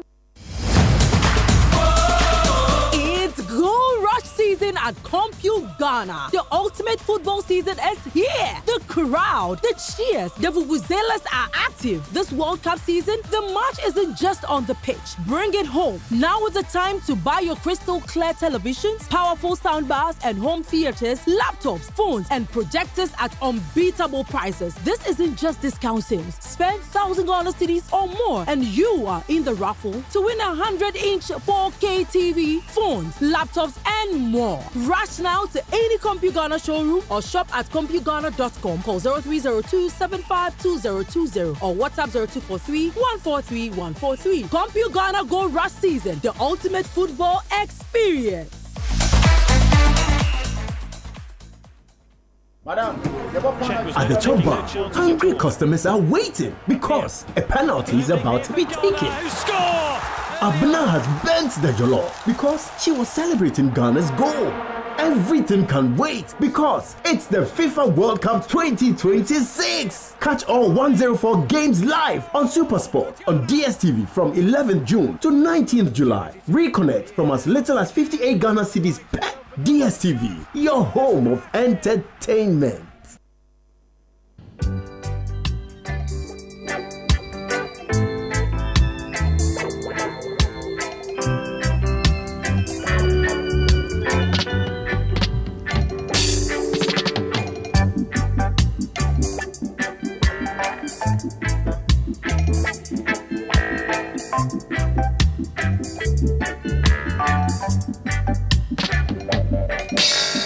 Everyone is crying out for peace, yes. None is crying out for justice. Everyone is crying out for peace, yes. None is crying out for justice. I don't want no peace. I need equal rights and justice. I need equal rights. Welcome back, and thank you very much for staying with us here on the Super Morning Show on Joy 99.7 FM. Peter Tosh with Equal Rights and Justice. I think someone actually requested, that song. So if you requested Equal Rights and Justice, that's it for you. Thank you very, very much. But I told you that our friends from Christ the King International School were going to be joining us because they're celebrating 70 years. Wow, that's a long time. So this morning, we've been joined by Audrey Sintim, who's a parent and event coordinator. We've also been joined by Mansa Ejari, who's rep of the 1986 year group. And Dr. Rita Aban is interim president of the Alumni Association. So good morning to you, Audrey. Good morning to you, Mansa. And good morning to you, Dr. Aban. Thank you very much for joining us. Good morning. Thanks for having us. I believe you're all doing well. Yes, we are. Good. So let's start from, Christ the King International School. Now you're celebrating 70 years. Tell me, okay, and I'll start with you, Audrey. What does this milestone mean for the school?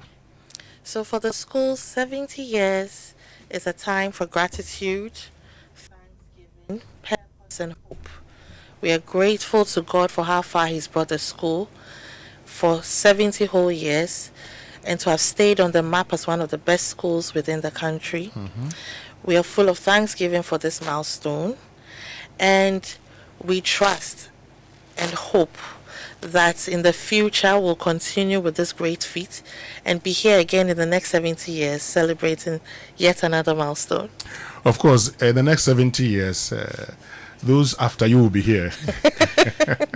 I'm not sure we will be here. No. But, what's the vision behind the 70th anniversary celebrations, and how can students, parents, and alumni and the wider community be part of this celebration? So for us, our theme this year is honoring 70 years of grace, growth, and greatness.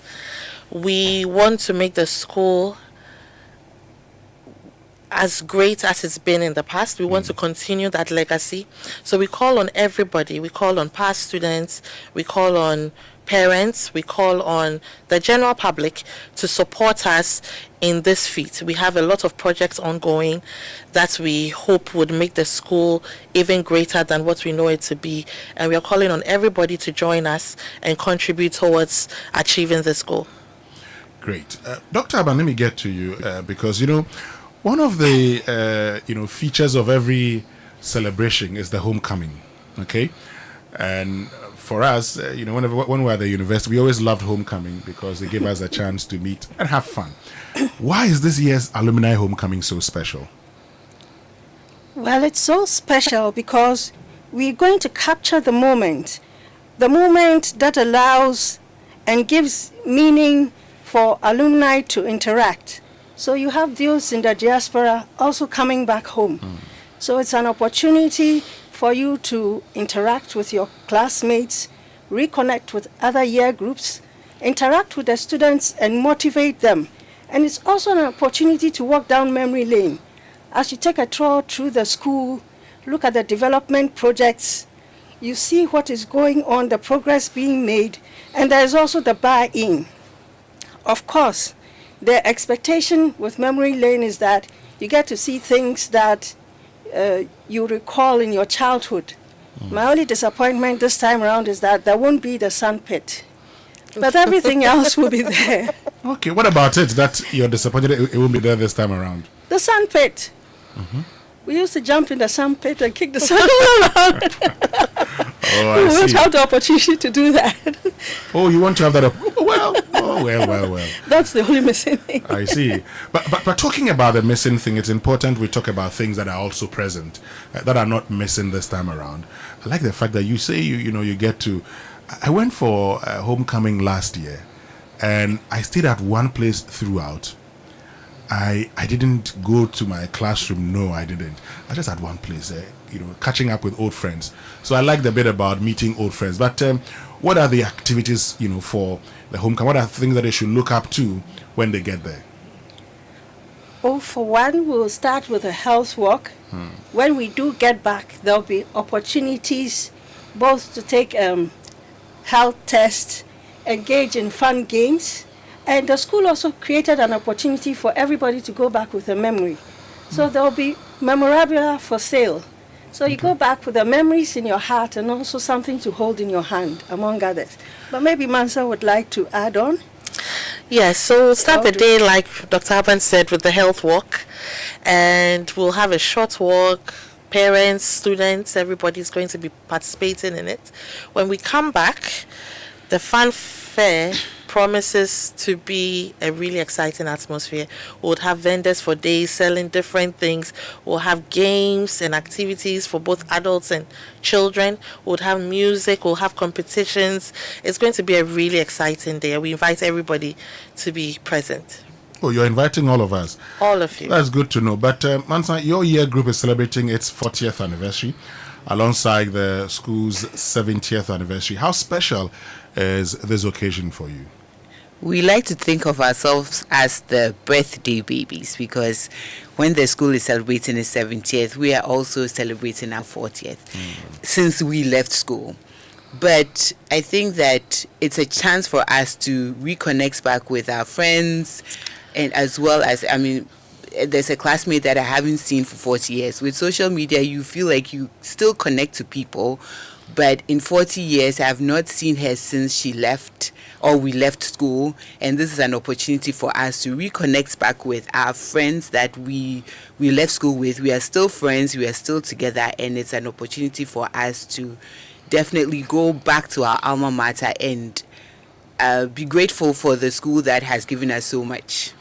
Okay, and I'm sure there are people you would see and not recognize because 40 years is a lot.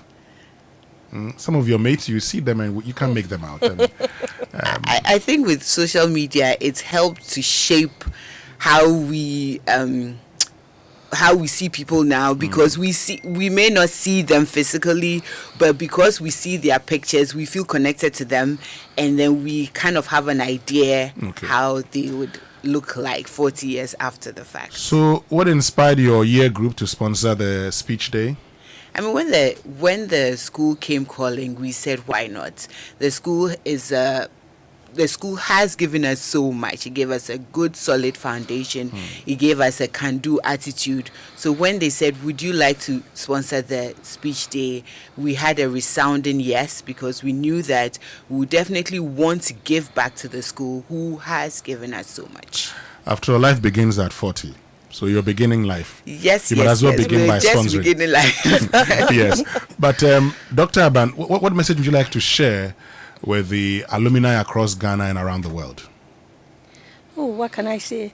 We live but once, so as we grow, let's try to take opportunities we get to reconnect, to interact with each other, to build bonds, and both to lend and receive support.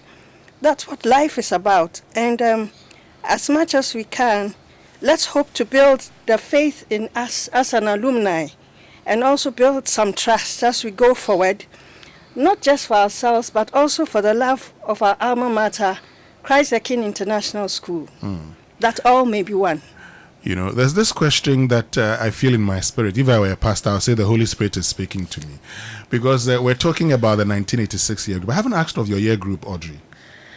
I'm not an alumni. Okay. I'm a parent. Sure, you're a parent. But Mansa, you are 86. Dr. Aban, what's your year group? 1980. Ah, okay. Okay.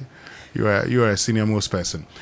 So why should the alumni and the general public participate in the sponsored Health Work and Family Fun Day, Audrey? Because it's going to be fun and exciting. Because it's a way to connect with the KIS family. It's a way for family, friends, and alumni to come together and just have a good time. It's also a way to give back to the school that has shaped so many lives. And also because it promises to be an exciting experience where we'll create memories that will last, that we hope would last a lifetime. Okay. So when is this Health, Work and Family Fun Day? It's next Saturday on the 18th of July. Okay. And the speech day would be? The speech day will be on the 21st. July, the 21st of July, which is a Tuesday. It is a Tuesday. Yeah. Okay, your final words. Let me start off with you, Dr. Aban. I look forward to meeting all of you for the homecoming. Please don't miss out. We'll be expecting you. Manson? So Christ the King was always known to have the best fanfares. And we will definitely outdo ourselves this time. Definitely come and support us, come and hang out with us, and we will all have fun. Finally, Audrey. It's going to be more than a fanfare. It's going to be an exciting experience. So come one, come all. It's not restricted to only Christ the King community, but the general public as well. We're inviting all of you to come over. Okay, so the health work is on the 18th of July. Yes. And then the speech day is on the 21st of July. Yes. Thank you very much. We wish you all the best. I'll mark my calendar, so I'll see you there. Sure. Thank you so much. Thanks for having us. Thank you very much. Thank you. Thank you. Audrey Sin, team parent and event coordinator. And thank you, Mansa Ejari, who is the rep, the 1986 year group, and Dr. Rita Aban, interim president of the Alumni Association from the 1980 group.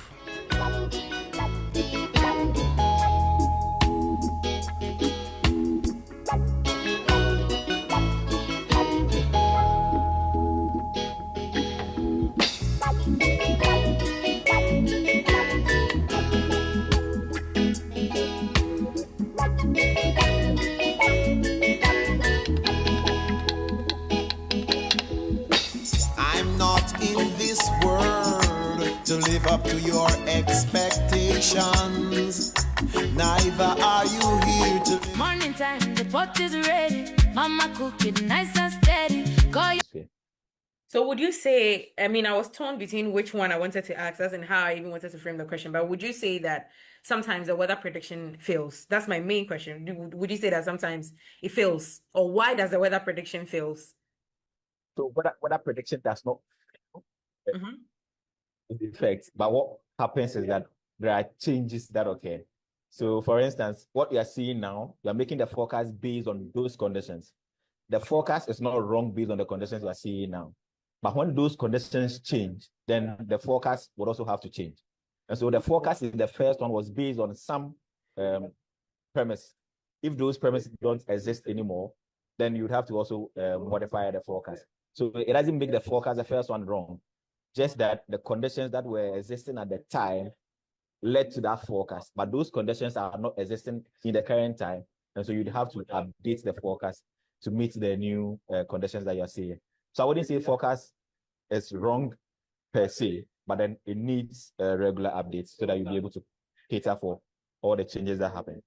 So to anyone listening to us right now, you boldly say that you've never had any of the predictions wrong, but just as you said, you regularly update them. So what I think people confuse and probably see it as a wrong forecast is the fact that forecast comes with probabilities, all right? So when we are sending out a forecast and all the things that we're seeing are pointing to the fact that it is going to rain in an area, we go with a very high chance or likelihood of occurrence, right? In that case, if it goes wrong, then you can say that the forecast was actually not right, because you were giving us a very high probability that the events will occur, and now it didn't occur. So we can say that the forecast was in a way. Assuming, let's just take a look at the Interior Minister's blast message. Moderate rain likely, which is July 6th, 4 to 7 a.m. into bracket 40% chance. Low-lying areas may flood. Avoid flooded roads. Stay alert. So this, I'm pretty sure you had a hand in this, right? GMET. Great. And this was simplified for a lot of Ghanaians. So we knew, but I mean, there was a 40% chance. If it were to be, for me personally, if it were to be like 70% chance, I was like, okay, yes, there's a possibility that I was going to rain.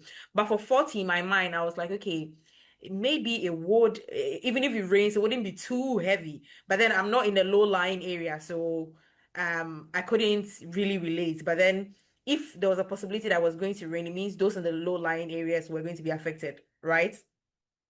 Yeah. So what we do at GMET is that we have different levels of alert, right? What you saw was more like a watch. So the watch is basically telling you that we're expecting rains in an area. But at the time when the information was going out, we are not too sure the exact areas where that event will occur and the time it will actually affect them specifically. So we send out the watch. So the information that was blasted was basically telling us that there's a possibility of rain within Greater Accra.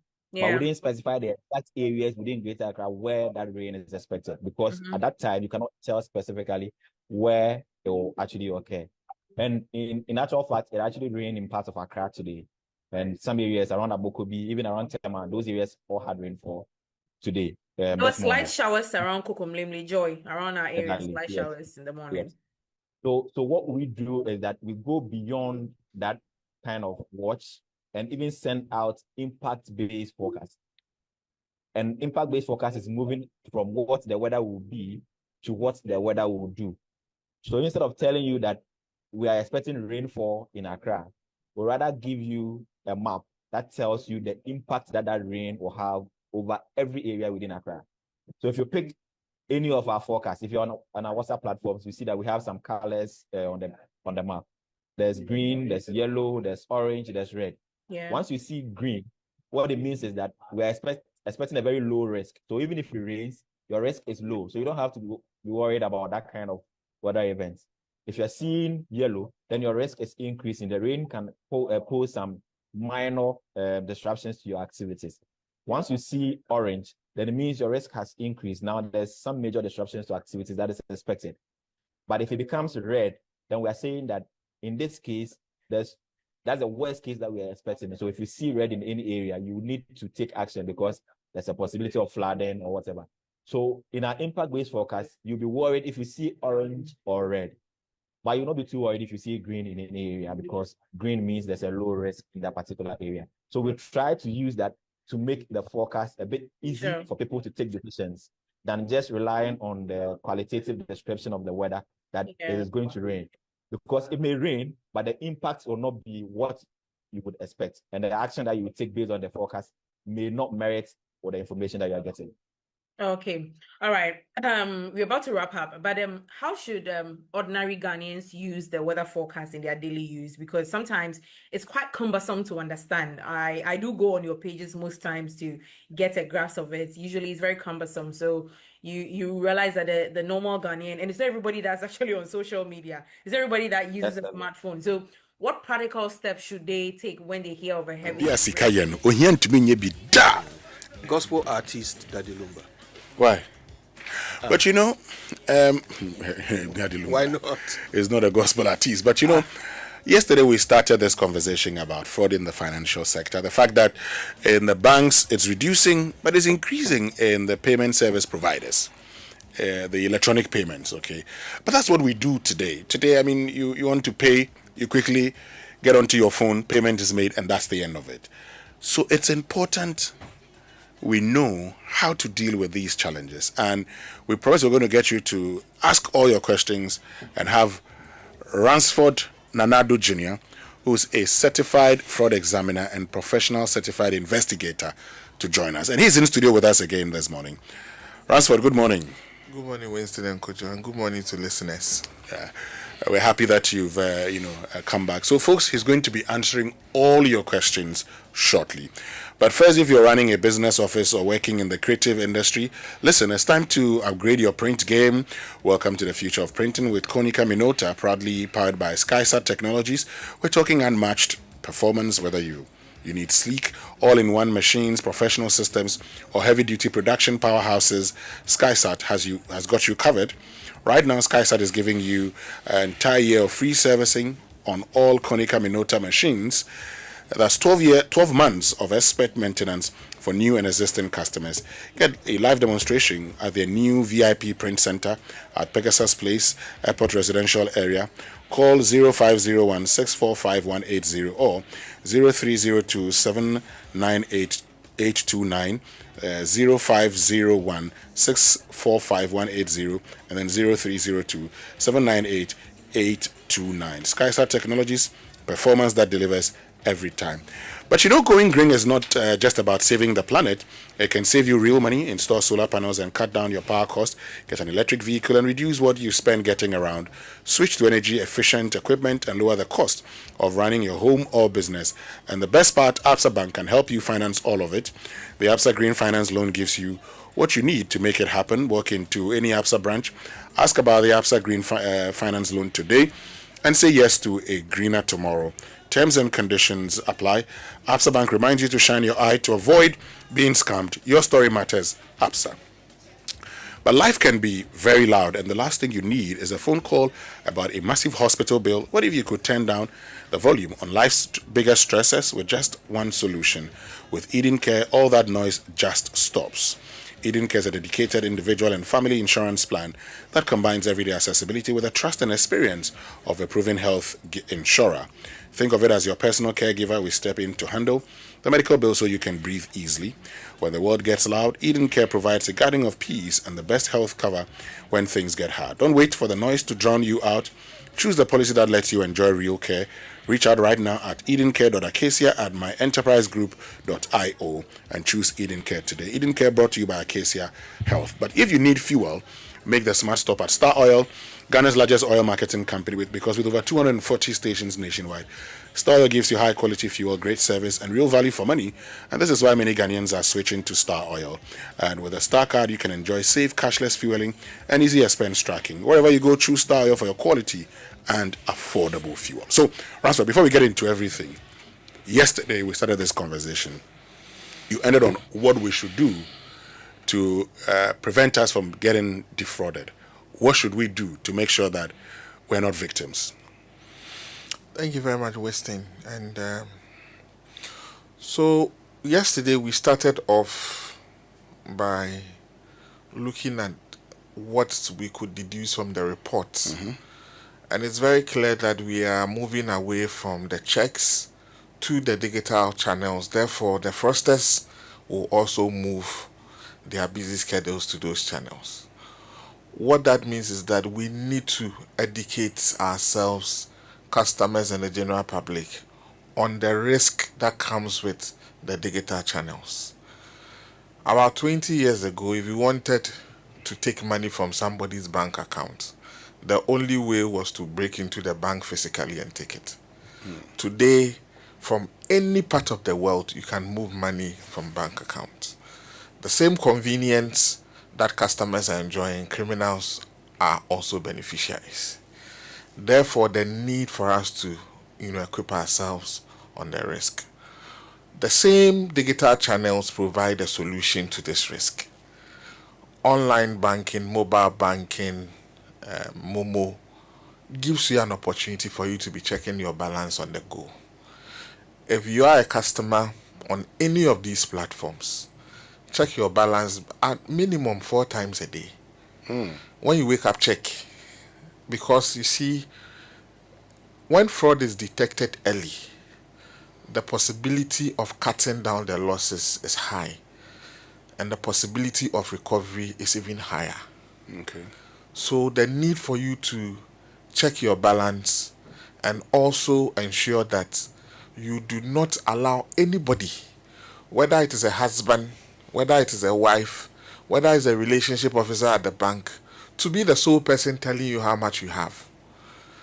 I have seen cases where people have sent others to send their cash to the bank and the money's never got to the bank. But they have receipt on their file. Wait. How is that possible? The money doesn't get to the bank and you have to have a receipt to show that the money was paid? Yes. How is that possible? So they forward the receipt. I have seen people enter banking hall. Those days that we had a paying slip. We take a paying slip, go out there, get somebody to stamp it. And stamp is so cheap to manufacture. And they write the amount as if they have deposited in the bank. This went on for more than 3 years before it was detected. And it was even detected accidentally. Because the person who used to send the money to the bank was the same person who would tell the owner how much they had in the bank account. This could have been avoided. SMS alert. Yes, I have sent you. but I must be alerted that the money that I gave to you has actually hit the bank account. Secondly, you can hook onto a mobile app, you can hook onto internet banking to check your balance on real time. Another key thing that we need to do is that the things that we use to authenticate our transactions, we need to know what they mean, and I'll explain. Authentication comes in 3 forms: who you are, what you know, and what you have. Winston, if you are supposed to pay money from your bank account, you will be sent a token. It is what you have. You have been given something that you use as a key to open your account so the money will leave. That can be compromised. If your SIM is swapped, an SMS alert is sent to you or a code is sent to you, somebody can receive that. So that is not the premium. The next one is what you know. In your mind, you have chosen a PIN. In your mind, you have chosen a password. Maybe you have written it somewhere. If it gets compromised, if anybody gets to know what your password is, it means that your bank account or your wallet or your digital payment channel is compromised. The best one is who you are. My biometrics, my eyeball. I was in Lagos 3 weeks ago, and I was wearing a cap, went to the ATM, and my transactions were being declined. That was when I noticed that the ATM would not allow, you call it anti-disguise, it will not allow you to disguise yourself. It must see your eyeball, it must see your face, so that in case tomorrow there is a repudiation, it can show that it was you who went to the ATM. So your fingerprint, your eyeball, your biometrics is the ish. That is where we should be ascribing to. Because your PIN can be compromised, the one you know can be compromised, your password can be compromised. The one you have, which is a token, or your phone, can be stolen. But your biometrics is the way to go. Okay. But, Ransford, you talked about the fact that when you wake up every day, at least you should check your bank balance 4 times. And today, we do a lot of, transactions on our phones. What you have, what you know. And if that can be compromised, then, because if your phone is stolen, and unfortunately, many people actually, because they don't want to always key in their password, they say remember.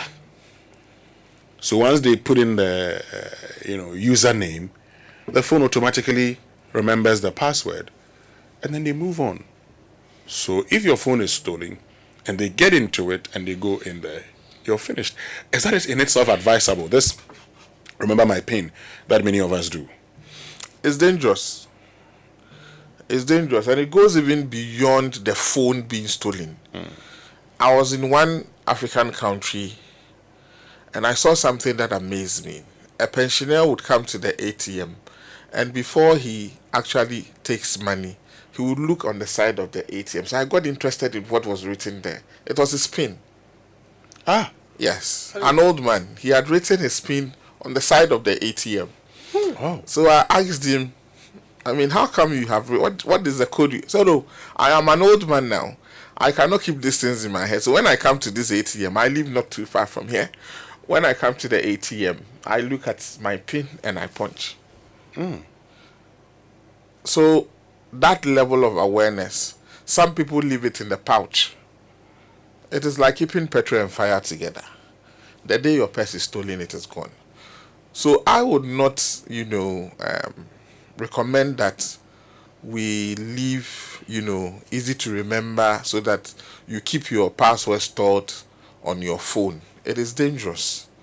The day it gets out of your hand, your money would go. I like that. The day it gets out of your hand, your money will go. So, which means that you have to be careful all the time. So you advise, the biometrics. That's what you say is the way to go. Folks, you can join us on WhatsApp 055-1111-997.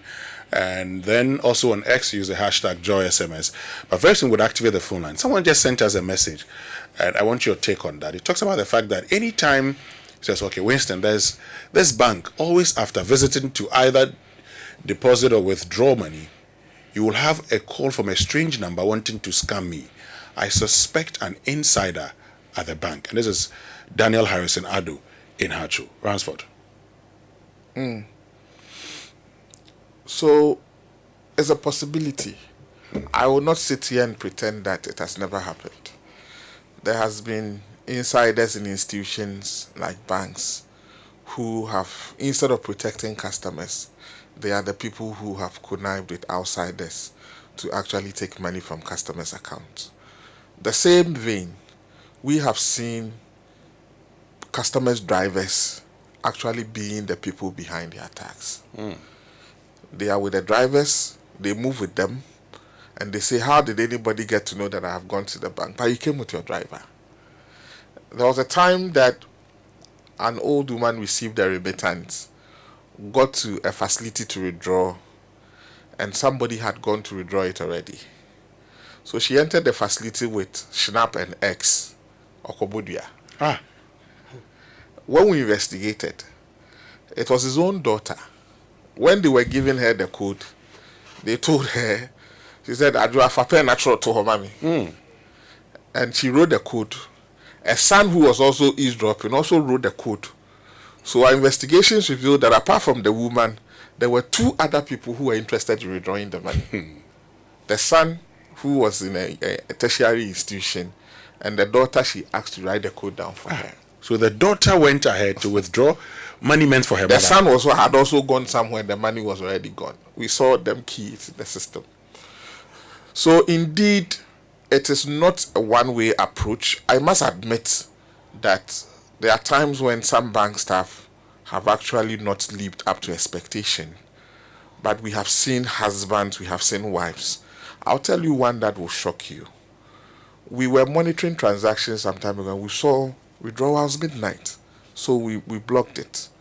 And we called the customer. The customer was a female. And the male picked the call. So can we talk to this customer? Said the customer is not available. What is it? It is the customer who is transacting. Unblock it. And we didn't unblock. The following day, we saw detailed report on how 25,000 has left her account while she was in the washroom. When we investigated, it was his boyfriend who had come for the weekend, who had asked her for money and had not given. So he was sending money out, had taken over her account. The boyfriend? The boyfriend. So when we said, we called you and your boy, somebody picked, he said, And then we said, the monies went to this wallet, that wallet, that wallet. Said, We sent it to different, multiple wallets. Yes. But one of them was actually for the boyfriend. Luckily enough, he sent it to some, he paid some betting and won some. So we traced it and we noticed that it is this gentleman. So we have seen husbands, we have seen wives, we have seen girlfriends, we have seen children, we have seen uncles who are stealing from nephews because nephews are wicked. And we have seen drivers. And the same way we have seen staff of the institutions who are supposed to protect the money also getting involved. So it is not a one-way shop. We've seen different ones. Wow. Okay. So Ransford Ranado Jr. is a certified fraud examiner and investigator, and he's joined us this morning to have this conversation. This one from Nana says, good morning, Uncle Winston. Hey, meet Uncle Achero. Please ask the gentleman in the studio how these thieves get their number. You mentioned a number here, 0244 300,000, to do their bathing. Someone called with this number yesterday claiming to be a staff of MTN and would like to assist me update my Momo app. I told him I heard all that they are doing on Joy FM and I cut the call.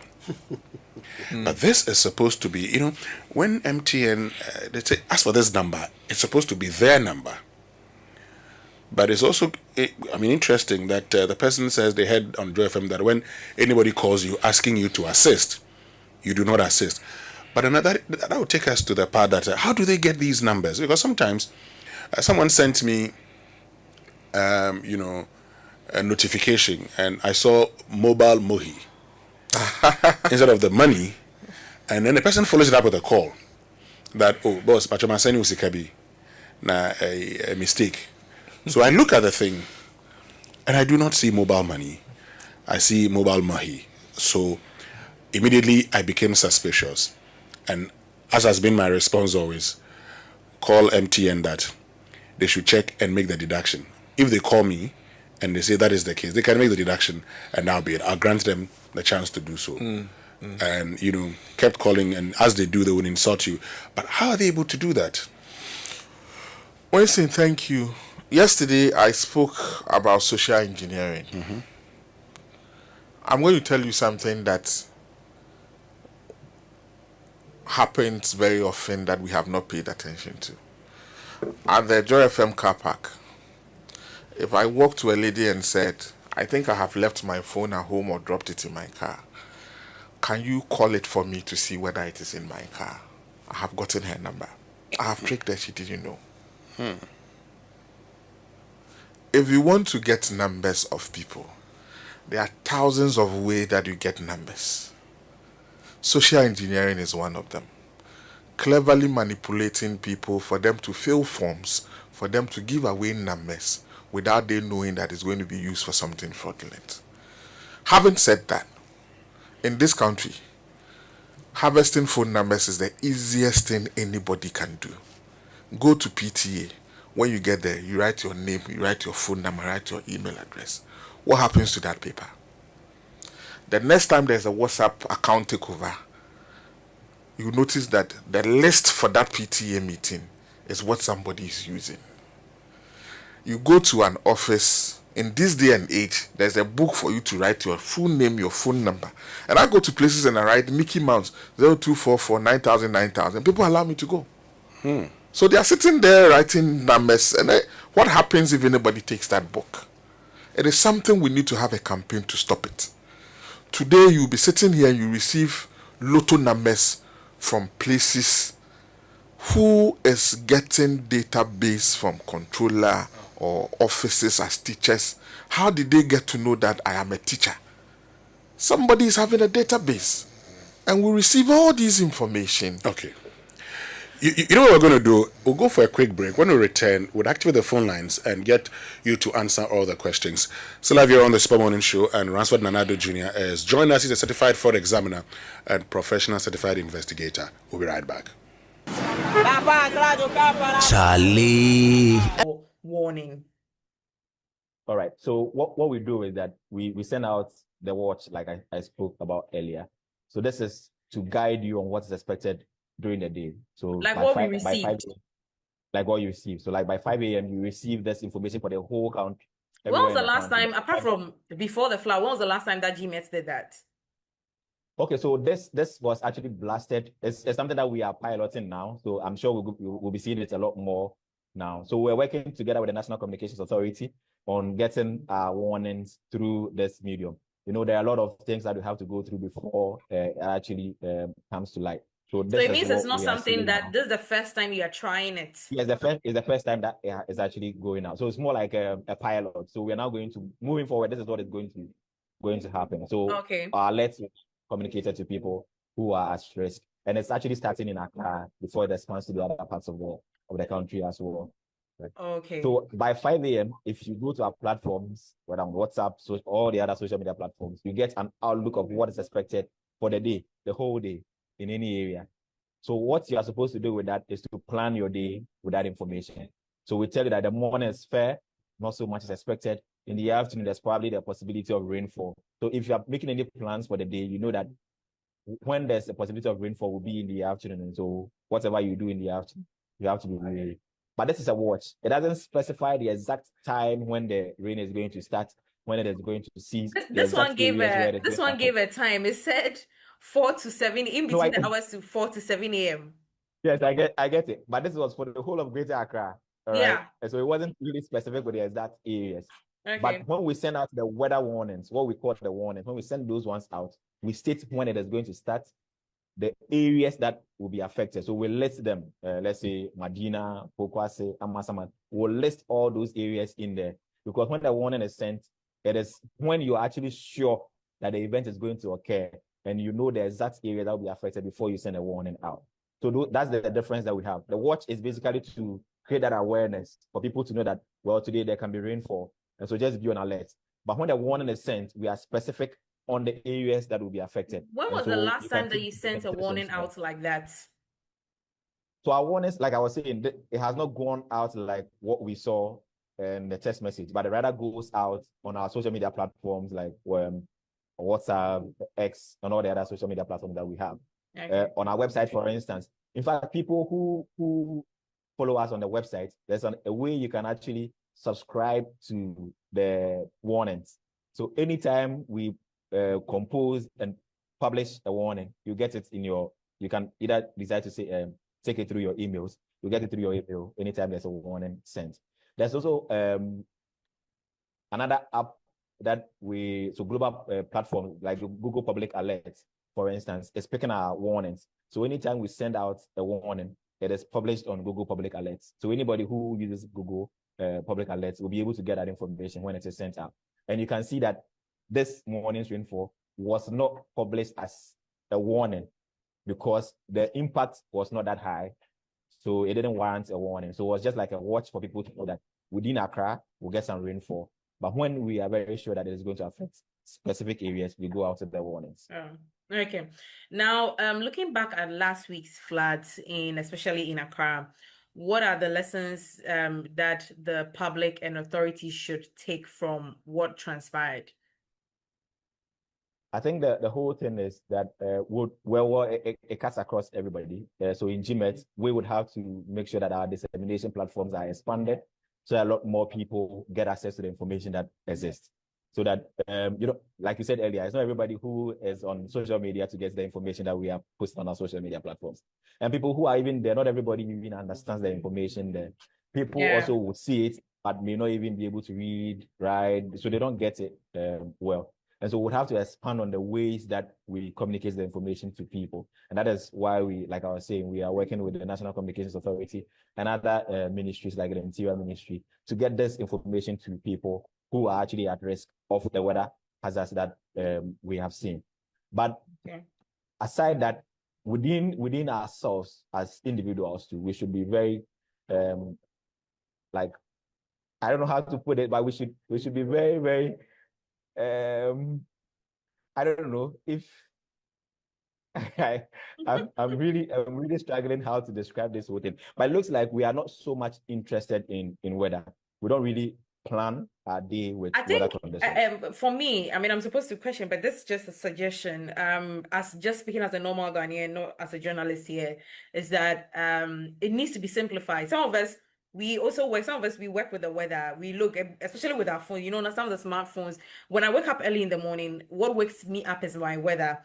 When my alarm wakes me up, it tells me how the weather is going to be like today. It told me it was going to be cloudy and all that. So I'm used to that kind of weather. But sometimes it's not really simplified. You get it? So sometimes you go on your pages on social media, you see that you're really unable to, I feel like you're spending a lot of time trying to break it down. So now as someone who does a lot of digital media I feel like the attention span of people is very small. So then what do you have to do to make sure that you are going to catch the attention of these people and make sure you are rather saving their lives? Because the reading is sometimes a problem because it's always there, because I have subscribed to your pages, so you see it. But a lot of people, the issue is very difficult for them to break it down to understand. That's the problem. I agree. And I think that coming back to us as an agency, there's a lot more that we have to do when it comes to the sensitization that we need to do and get a lot more people to understand the weather information that comes out. Victim, and you would want to share your story with us, you can do so on 0302-216-541 and then 055-1111-997. And while we're talking about financial fraud, Ghana's digital economy is expanding rapidly, creating new opportunities for businesses, consumers, and financial inclusion. But sustaining the progress will require stronger security, greater collaboration, and renewed public confidence. On Wednesday, the 22nd of July, Joy News and Joy FM will bring together leading voices from banking, fintech, cybersecurity, and economic policy for the maiden edition of the Digital Economy Forum under the theme, The Trust Crisis, Why Fraud is Holding Back Ghana's Digital Economy. The forum will also explore how Ghana can stay ahead of digital fraud, protect consumers, and build a safer, more trusted digital economy. It's at 8 p.m. on Joy News and Joy FM across our social media platforms. The Digital Economy Forum is brought to you in partnership with Haptel. Technology is driving Ghana's digital future. Trust will help it thrive. But let me tell you more about the CompuGhana Go Rush season, because you know the World Cup fever is on and everyone is getting excited. CompuGhana says the match shouldn't just be on the pitch. You can bring the stadium experience home. This is the time to buy your crystal clear TV soundbars, home theater, smartphones, laptops, projectors, and more at unbeatable prices. Remember, this isn't just a discount sale, it's a chance to win 100-inch 4K smart TV, cash, laptops, phones, and many other amazing prizes when you spend 1,000 cedis or more. Rush to any CompuGhana showroom or shop online at compughana.com. Call 0302 752020 or WhatsApp 0243143143. CompuGhana Go Rush season, the ultimate football experience. Now, the Ghana Revenue Authority wishes to remind all withholding tax agents, including VAT withholding agents appointed by the Commissioner General, that withholding taxes must be paid to the Domestic Tax Revenue Division of the GRA by the 15th of every month. Withholding taxes for June 2026 will therefore be due by 15th July, that's Wednesday, 15th July 2026. Withholding taxes, including withholding on VAT deducted from suppliers operating the VAT standard rate, employment, payment for the supply of or use of goods, payment for the supply of any works, and payment for the supply of services, and all other withheld taxes for June 2026 are due by Wednesday, 15th July 2026. They may also submit hard and soft copies of schedules indicating gross amount, the tax deducted, names of taxpayers, and tax identification number or Ghana card pin from whom the taxes were withheld. Please note that failure to pay the tax by due date attracts an interest of 125% of the statutory rate compounded monthly on outstanding tax. Can you get in touch with us by email info@gra.gov.gh or call toll free 0800 900 110 or WhatsApp 055 299 0000 or 0200 63166. Ghana First, GRA, know your taxes, pay your taxes, let's build Ghana. Signed by the Commissioner General. Let's get on to the phone lines now. And Nana is in Medina. Nana, good morning. Hi, good morning. Yes, Nana, go ahead with your question. Okay, so he made mention about receiving lotto numbers here and there. Receiving? Lotto numbers, and how did someone know that you were a teacher? Okay. I have a question on that lane. I use MTN. However, when I'm there, sometimes I'll get a message saying subscription failed. And I've realized that when I have MTN, the airtime will be vanishing. And when I call them and ask why, they will tell me that I'm on this, maybe a health subscription or a sports subscription. I'm like, now me, why will I subscribe to health and knowing that they will take my airtime, and I also call you and ask why is my airtime being taken? Something that I didn't do for starters. So how does this happen? And who should I hold responsible? Because sometimes I feel like they are not doing right by me. You put me on a subscription that I didn't, and they anytime I call to complain, what they will say is, oh, probably when they sent you a message, you replied with one to subscribe. And I'm like, am I stupid? Am I stupid that I'll pick my phone, see a message they are saying that reply with one to subscribe, and I'll do that, and I'll also call you to complain? Okay, Nana. So who should I hold responsible? Okay. Thank you very much, Nana, for that call. But Ransford, let's just answer Nana's question. So the phone lines have been activated on 0302 216 541 and then 0551111997. If you have any question about financial fraud or you want some explanation, Ransford is here. Nana raises a very, very important issue. And I've seen it before that there was a time I even clicked no, and they still went ahead to do a deduction. So it's like whatever you say, they still would, assume that you're subscribing to it. So we'll get back and answer that question. But let's go to Hachu, where Ruki is. Ruki, good morning. Good morning, Winston. Yes, Ruki. How are you? God is still taking care of his children. How about you? Gratefully, I'm good. Good. My question is, when we are making withdrawals, can they enable an option where your password is hidden? And again, can they also make the process like Telecel, where you initiate the entire process instead of having to give your number to the agent for them to initiate a process for you to input your key? Okay. When you're making a withdrawal, where? And when you're making a withdrawal on your Momo, Okay. and then you give your number to the agent, they initiate the process and everything, then you input your password. Okay. Okay. Yes. So I'm asking if they can do that as other network. Okay. Thank you. And then, Go ahead. Yes. Oh, okay. Oh, we've lost you. Let's go to East Legon, where Bernard is. Bernard, good morning. Good morning. I myself has been a victim of this whole fraud. How did that happen? So it happened to me. I actually live in the U.S. and I sent money to this guy that was doing the work for me, and he said, "Oh, my MTN is not working, so let me go to an agent, send it to the agent so that they can take the money from me." So I sent him 5,000 CDs, and 2 days later, I had 24,000 CDs removed from my account. How? Yes. Like I was sitting there with the friends, and I kept getting this ping that, hey, your money transfer is successful. Your money transfer is successful. I was like, I'm not sending any money. So I look at my account, and they've taken $1,200 out of my account. Actually, it was 2,000 something. So it came out to about 24,000 CDs. Now, fast forward a few days ago, I got Momo for the first time in years. I had my Momo on Monday, and Tuesday, I had people calling me that, oh, I sent money to your account. Can you check it and send it back to me? And I was like, I just got this Momo. And how did they know that I'm new on Momo? So it looks as if MTN is not doing enough to protect their customers, because my Momo account is not even a week, and I got this fraud people calling me. I got like 4 different phone calls and text messages within the last few days. Okay.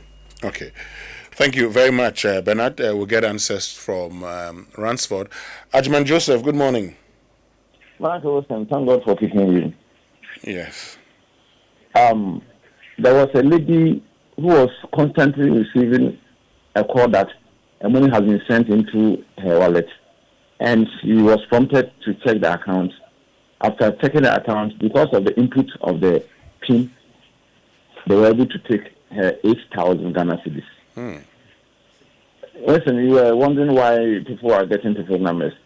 If you are selling your property, a house for sale, a land for sale, or a car for sale, people easily get your number. But I'm asking, what is the system those guys are using? Even if they have been working with MTN before and they've stopped, why are they getting access to that services or that technology to be able to go into people's account to know that this particular person is having certain amount in his or her account?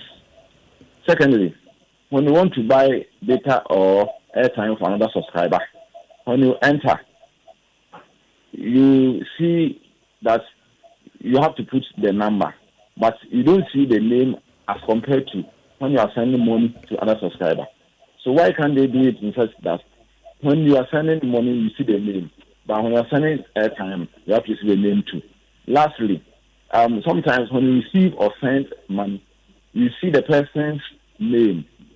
The person, either the sender or the receiver, you see the person's name and the number at the same time. But some of the messages that come, some you don't see the name, but you see only the number. So you don't see the number, you will see only the name. So I need an explanation, please.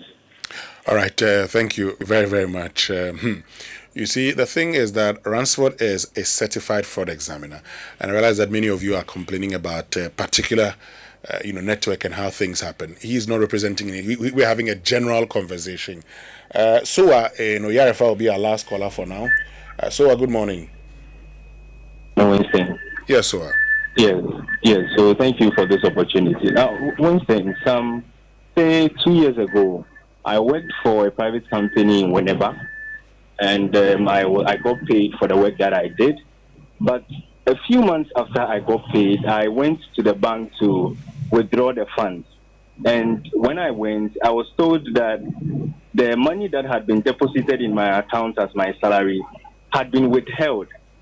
And in fact, it was it was a deficit that had been effected on my account. So apart from having withheld the funds, they actually had effected a deficit, which meant that I had to do a deposit to defray that deficit that had occasioned on my account. And I was told that the reason why that was done was that the company that I work with had made a report to the bank that that salary that I earned was unearned, and that I wasn't supposed to have earned that salary. And so I went back to the company to find out from them if indeed they had done any such thing.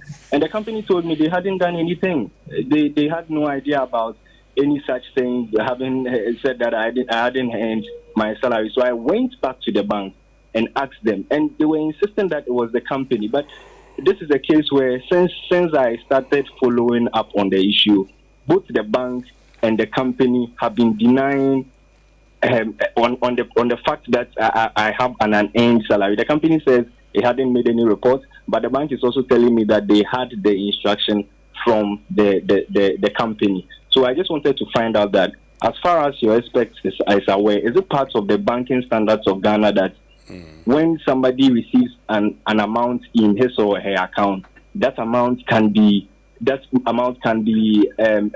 withheld without the person's consent? Because Winston, this amount I had to make a deposit to defray that amount before I could use my account, and up to date I haven't had any reliable response both from the bank and the company. And for me, it has really dented my confidence in working with banks in Ghana, and even sometimes when I even receive money on my bank account, I wonder if the money is still going to be. Quick question: the bank, did they show you any authorization from the company?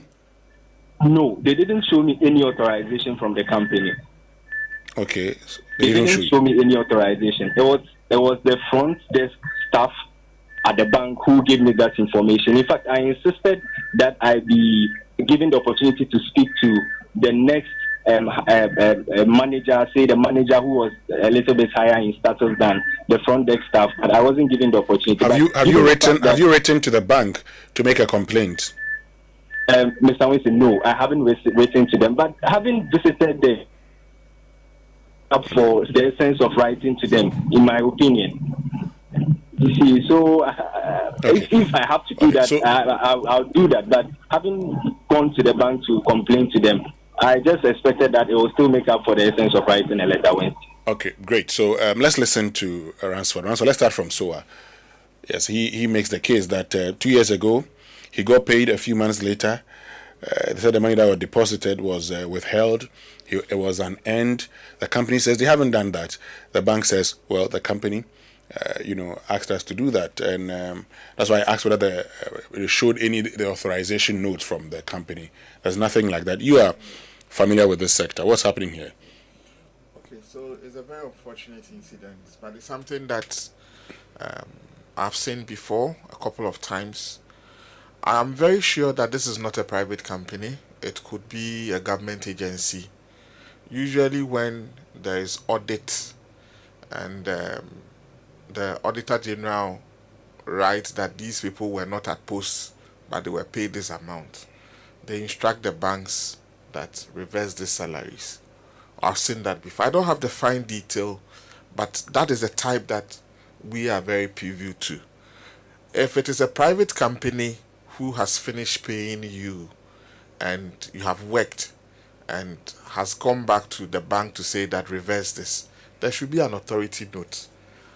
Banking doesn't thrive on phone calls and verbal instruction, because if you want somebody's money to be debited from his account, then you would expect that there will be a note. Final solution for him, I think that he should write. He should write to the bank. If it fails, he can petition the Stability Department at Bank of Ghana. They will call for that instruction and get to the bottom of it. Okay. It's a very unfortunate incident. Right, then Ajiman Joseph is asking, what system do these fraudsters use? He wants to understand, because a lady, was asked, they told her, I've sent you money, you check your balance. Once she tried checking her balance, 8,000 gone. Okay. So, Winston, the fraudsters that we have today are very sophisticated.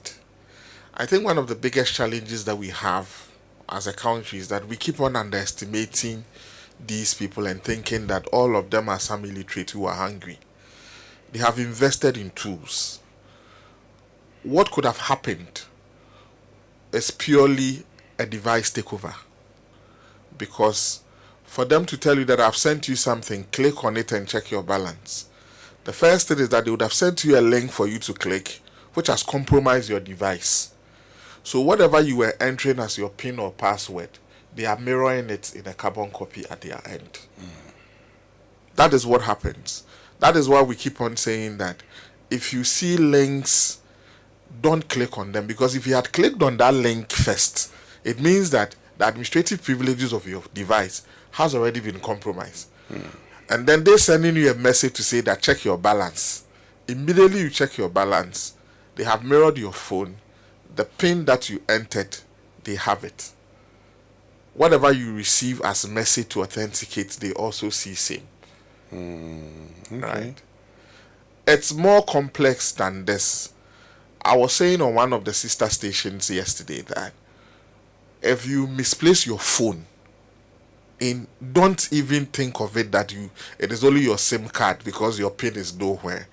Immediately, they now steal the phones of very elite people, and when they steal the phones, they run a certain software on it. I won't give the name out because it's very affordable, very cheap, and the boys get to know these things and they exploit it. When they do this, they are able to extract the logs of apps, the PIN that you have entered, the password you have entered, and they use that to defraud you. Because the PIN and password that you enter on your device, it will definitely be stored somewhere. And they are able to, immediately you misplace your phone. If you use that phone to make payments on your bank or your wallet or any of the platforms, you may be at risk. You need to block all channels immediately when you misplace your phones. Oh, okay. Interesting point. Then Bernard, in the USA, says he was doing some work in Ghana, asked, he had to make a payment. The guy said, oh, my Momo is not working, so you send it to this person. He goes there, he sends the money. Later on, he loses money. 24,000 withdrawn from his account. It's about more than $2,000. And he also makes the point that the moment he got Momo, somebody calls him and tries to defraud him. Winston, so I have mentioned social engineering, and I give you a few examples of how people can actually be hovering around places that you perform transactions to get to know that this wallet has just been credited with this amount, or this person has made payments. I am very careful with the answers I'm giving because I am not Mobile Money Limited or any of these. But usually when this is looked into, then the truth will come out. Who has accessed that platform? Who has gone on a system to actually query numbers and make these phone calls? Or the agent point, what calls were made over there when the transactions were happening? It is more complex than just a scenario to say that there is an insider or somebody was standing there when the transactions were being performed.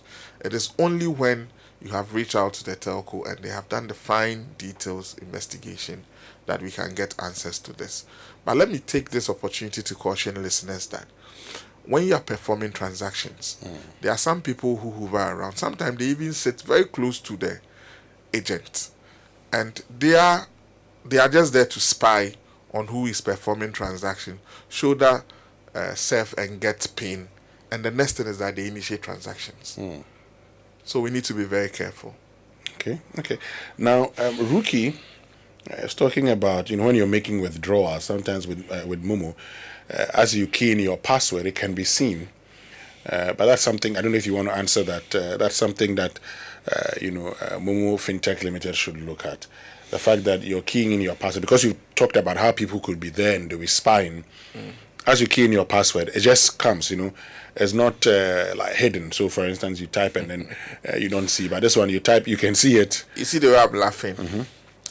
I got off a meeting last 2 weeks, and somebody asks, how come you are masking the pin? Another person said, how come you are seeing the pin today? So it is two ways.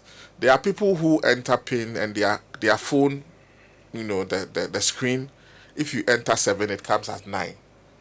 And this is not only specifically to mobile money or anything. So on most of the applications, notice that the person is even entering the correct pin, but it's showing differently. That is how come you'll be allowed to see what you are entering, right? But on some of the applications, you have the opportunity to actually cancel that option so that whatever you are entering, nobody will see it. Sometimes you finish entering and then you highlight it to see what you have entered. Because most of these payment apps, if you enter the wrong pin more than twice, it gets blocked. Therefore, they need to see what you are entering. Having said all this, I think that physically, you need to, turn your phone away when you are entering this, because like I said, somebody says that you guys have actually maxed the pin. I don't even see what I am entering. Therefore, I got it wrong. Another person also said that, why are you letting me see it? Somebody can copy. Oh, okay. I get you. Now, Nana says he's been receiving lotto numbers, and sometimes you receive a message that says subscription failed. But he realized that there are deductions, but he's never actually signed on to any of these subscriptions. So how come there are deductions when he's not signed on to any? So Winston, this is a very, very worrying trend. I have heard this complaint several times. Customers who said, I'd never subscribed, but your telco has been advised as subscribed by either a third party, and the deductions are taking place. Now, usually some of these third parties are not even in Ghana for you to even follow up in their office and all that. But immediately it shows that you have subscribed. When you say you didn't subscribe, out of the ask for the company, they will deduct you. But the opportunity for you to get a reversal and an opportunity for you to cancel the subscription is very, very key. Let me take this opportunity to caution that the adverts that we see when we are on social media, we think that they are just adverts. Sometimes you'll be clicking no, and they would authorize it as if you have clicked yes. And then you'll be paying for some applications that in your bank account, you'll be seeing some 50 cedis deduction, 70 cedis deduction.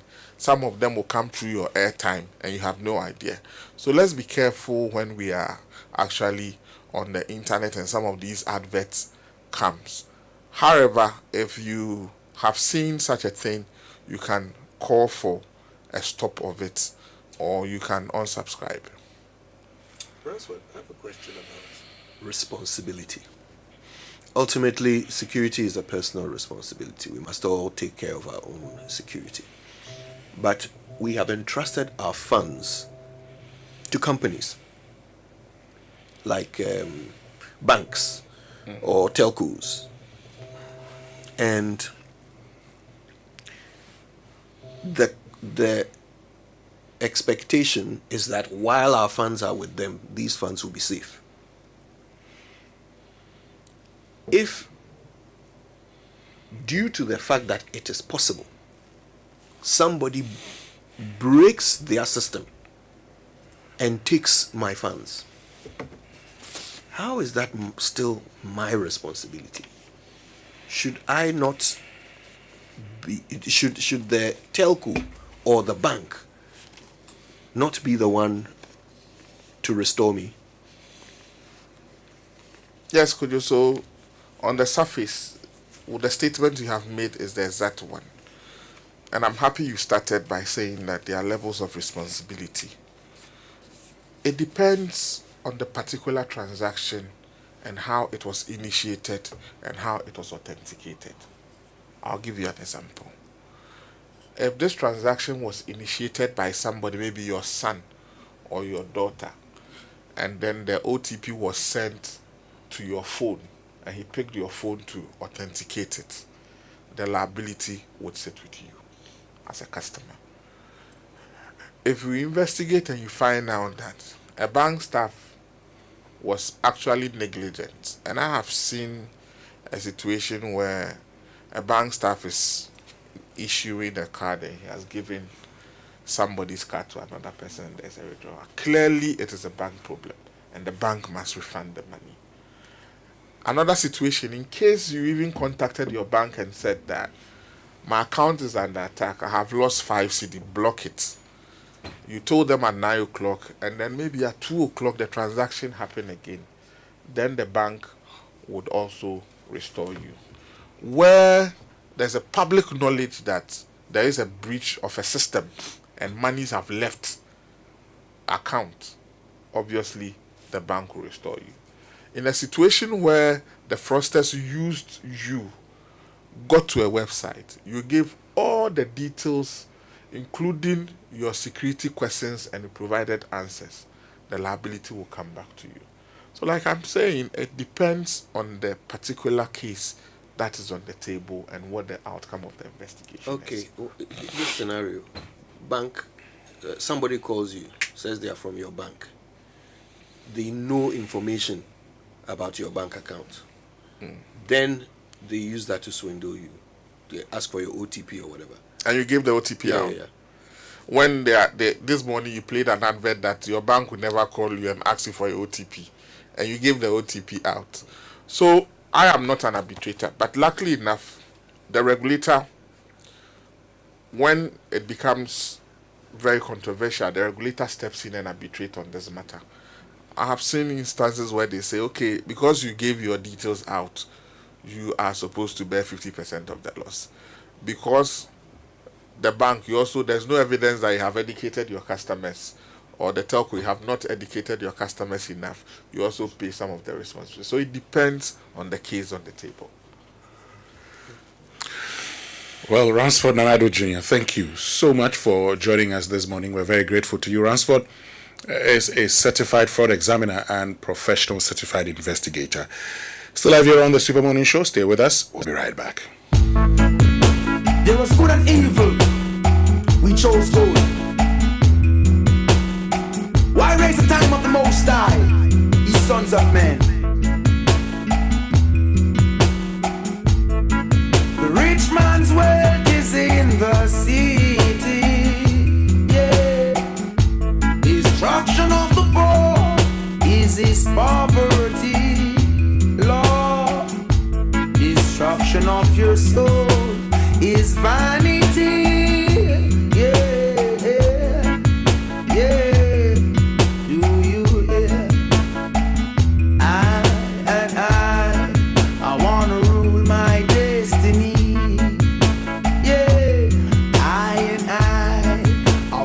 Still have you around the Super Morning Show on Joy 99.7 FM. And this July, Ghana will host global energy leaders and experts at the Ghana International Petroleum Conference, GIPCON 2026, under the theme Building a Resilient Downstream Policy Innovation and Investment for Growth from the 16th to the 17th of July 2026, 8 a.m. each day. President John Dramani Mahama is a special guest at the Palm Convention Center, La Palm Royal Beach Hotel. The event will be climaxed with the Downstream Awards and Gala Night happening on July 18 at 6 p.m. at Kempinski Gold Coast Hotel, Accra. Register now at gipcon.com or call 055-822-3678. But what does it take to build a financial system that is secure, innovative, resilient, and ready for the future? As technology evolves, cyber threats grow more sophisticated, and digital finance reshapes economies. The question is no longer whether we must adapt, but whether we are building the right financial architecture for tomorrow. Join the National Banking College in partnership with the Sika Financial Group at the Financial Architecture Summit 2026. Hear from the Governor of the Bank of Ghana, the Minister of Communication, Digital Technology and Innovations, and other industry leaders. Explore cybersecurity, digital finance, artificial intelligence, fintech, innovation, financial inclusion, risk management, and sustainable growth. It is on the 15th of July 2026 at La Palm Royal Beach Hotel, Accra. Call 0248 362786 or 0244210229 to participate or sponsor. Don't just witness the future, help architect it. But you know, Ghana, football fans, the biggest football show on earth is here, and Electroland Ghana is making sure you don't miss a single moment. Here's the winning deal: buy any 50-inch or bigger Samsung, TCL or NASCO Smart TV, and you get free DSTV decoder plus 1 month free subscription. Yes, free decoder, free subscription, and the FIFA World Cup live in stunning picture quality right in your living room. And that's not all. Enjoy fantastic discounts and a free Zappa decoder to complete your home entertainment package. So whether you're supporting Argentina or England or your favorite team, make sure you're match day ready. Hurry to any Electroland showroom nationwide or your nearest authorized dealer. Today promotion is valid while stock lasts. T's and C's apply. Call 0503-159739 for details, or visit Electroland Ghana. Electroland Ghana, bring the World Cup home. But if you're planning for the future, it begins with the decisions you make today. So save and invest early with EDC to build wealth and retire comfortably. One clear sign of financial growth is when your money starts working for you through steady returns and long-term wealth creation. With EDC, you get professional fund management, flexible investment options, the potential for higher returns than ordinary savings, and financial security for retirement and future goals. Your financial independence is possible with EDC. Sign up today. For inquiries, call 0302-610-400 or WhatsApp 0509-268-414. But if you're trading in agricultural commodities, storing of grains, or moving money in Africa's agri-space, there's one name you need to know: the Ghana Commodity Exchange, GCX, which brings buyers and sellers together on a secure trading platform, so you get transparent prices and fair deals. Do you need storage for your agricultural produce? The GCX certified warehouse keep your maize, soya, rice, and more safe, graded, and ready for the market. And here's the kicker: GCS also unlocks financial services. That means warehouse receipts of goods stored in GCX warehouses can be used as collateral to access finance from designated financial institutions. Trade, storage, financing all in one place. That's GCX, powering Africa's commodity market. Learn more at gcx.com.gh. But you know, stop the back-breaking work of hand weeding and switch to Selector herbicide from Agromonti, the selective weed control solution, specially formulated for maize. Controls both grassy and broad-leaved weeds, effective as both a pre-emergence and post-emergence herbicide. Tough on weeds, gentle on maize, promotes a cleaner, healthier, and more productive farm. So protect your investment and give your maize the weed-free environment it needs to thrive. Choose Selector herbicide for superior weed control. For bulk purchase, contact 0243-462023 or 0249-139646. Agromonti, we understand agriculture.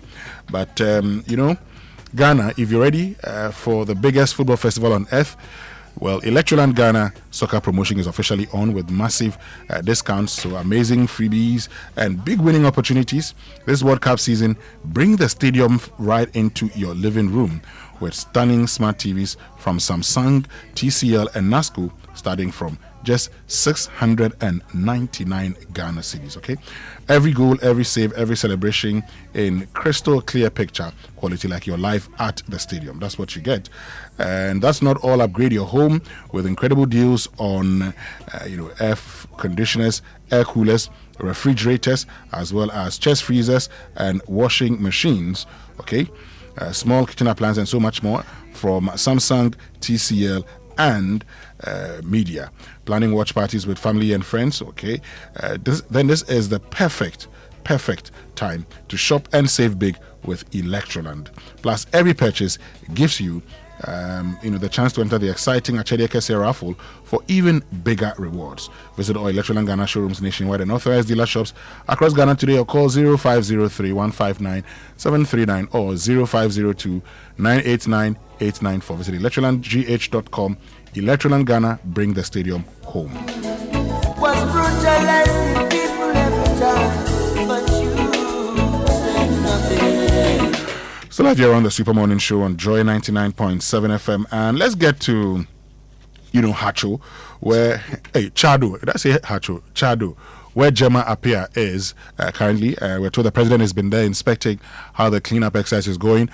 Gemma, thank you very much for joining us. Tell us what's happening at Chado.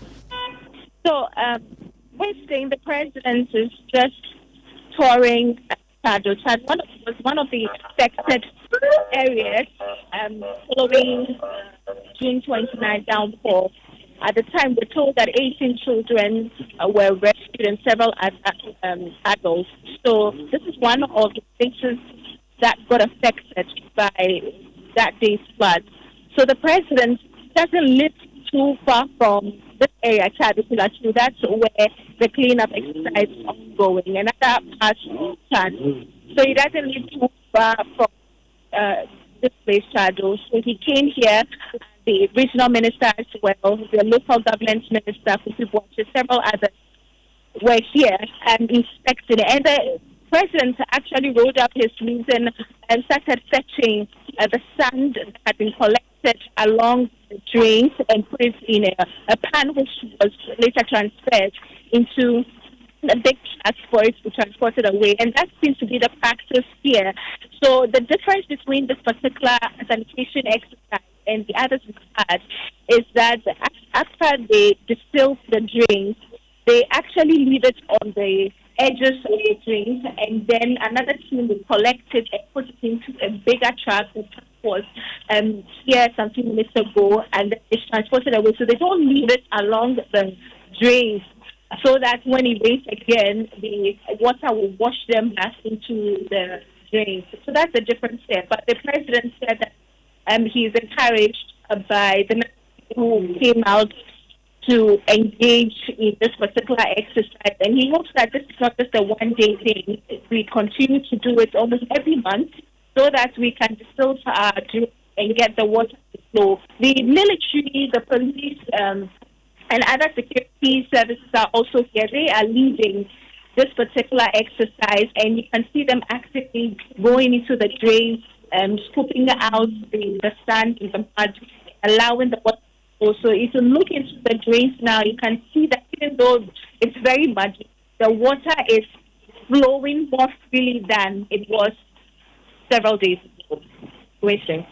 All right, Gemma, thank you very, very much for joining us from Chado. Let's go to the Jubilee House where Stephen Mensah is. Stephen, good morning. Good morning, Winston. So what's happening at the Jubilee House?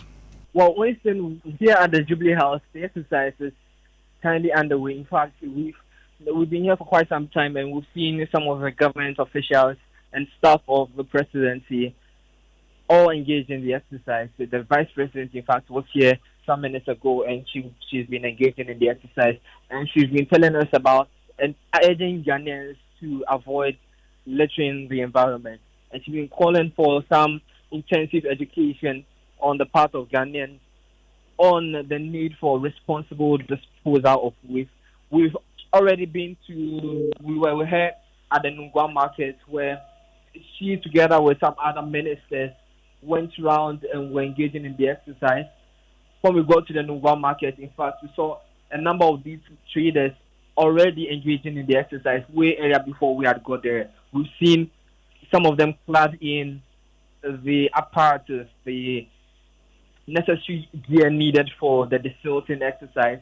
We've seen them with the equipment, the wheelbarrows, the shovels, the brooms, and all other equipment that will be needed for the exercise. We've seen them, and they've actually told us that they will need government to, as a matter of urgency, look to be clearing the waste as quickly as possible to prevent any disease outbreak. All right, thank you very, very much, Stephen Mensah at Jubilee House. Still have here on the Super Morning Show on Joy 99.7 FM. Because of the cleanup exercise, we can't bring you the news at 10. But look, MTN has just brought the prices down and the speeds up on the MTN fiber for home, and your whole household is about to feel it. Movie nights that don't buffer, school assignments that are submitted on time, work calls that don't drop, and your side hustle running smoothly in the background. 3 unlimited speed tiers, 1 amazing networks. You can now enjoy 100 megabits per second for 299 Ghana cedis, and 300 megabits per second for 444 Ghana cedis, and 500 megabits per second for 999, all per month. Pick what fits your home. No data caps, no slowdowns, just fiber built for real life. MTN fiber for home, your speed, your home, your choice only. MTN, everywhere you go. And Helen Ayi is at the Malam Market. Helen, good morning. And how's the cleanup exercise going on at the Malam Market? Good morning. It's going on well. We are having some Ghana Armed Forces personnel here, alongside the Municipal Assembly here, the market women, police officials also, and they are trying to get out all the filth in the market. Except that they tell me the compliance level is a bit low with the market women. They are not very enthused, putting all hands on deck and working. They tell me that they are actually just waiting for the time to elapse and then they begin to sell. So compliance on their end is a bit of a challenge. And they also tell me that logistics is a bit low in helping them facilitate work here speedily as well. Okay. But I mean, what's causing this, low turnout? Do you know why people are not showing, why people are not cleaning? They are actually here in the market, but they say that it looks as if they're expecting the officials rather to be doing the cleaning than they themselves in the market. So they are not actually putting in effort in cleaning. I've seen the soldiers reprimand a lot of them to get on board. Once they get to a different place, they go back to sit down. They are not really engaging the officials here. All right. Thank you very much, Helen Ayi, for joining us this morning. But you know what? If you're looking to upgrade your workspace or restock your essentials, Kingdom Book has something special just for you. Come through and enjoy unbeatable deals on all your stationery needs, from notebooks, pens, and printers to school and office supplies. So whether you're a student, teacher, or business owner, we've got everything to keep you organized and productive. Big discounts up to 70%. Bring your family, tell a friend, and don't miss out on these amazing offers at Kingdom Books Yard Sales. Visit Kingdom Books office at Osu from 9 a.m. to 5 p.m. daily. Kingdom Books Yard Sales. Shop smart, save big. For inquiries, call them on 0501 401 050 or 0244 311 955. Where is the love to be found, young people? Nowhere around. For I woke up Saturday morning, feeling sticky and dirty after work. Took a walk down a riverside. I roll a little split, sat down on a stone and start to cool down. With my burden down a riverside. For I check around the youths and I try to teach them the truth, but lay the burden down a riverside. Joy 99.7 FM. Try to find someone to talk to, but I have to lay the burden down a riverside. You mean, man? And before we go, let me say a happy birthday to Mrs. Christine Kwenu of PIWC Dansuman. You're an amazing and beautiful wife and mother to Kwame Dan and the kids. This one's coming from Ransford, Nanado Jr. So happy birthday to Mrs. Christine Kwenu of PIWC Dansuman. You're the beautiful and amazing wife and mother to Kwame Dan and the kids. It's coming from Ransford to you. That'll be all from us this morning. My name is Winston Amoah. And my name is Kojo Yankson. I'm the morning man. Have a safe weekend. In the tree like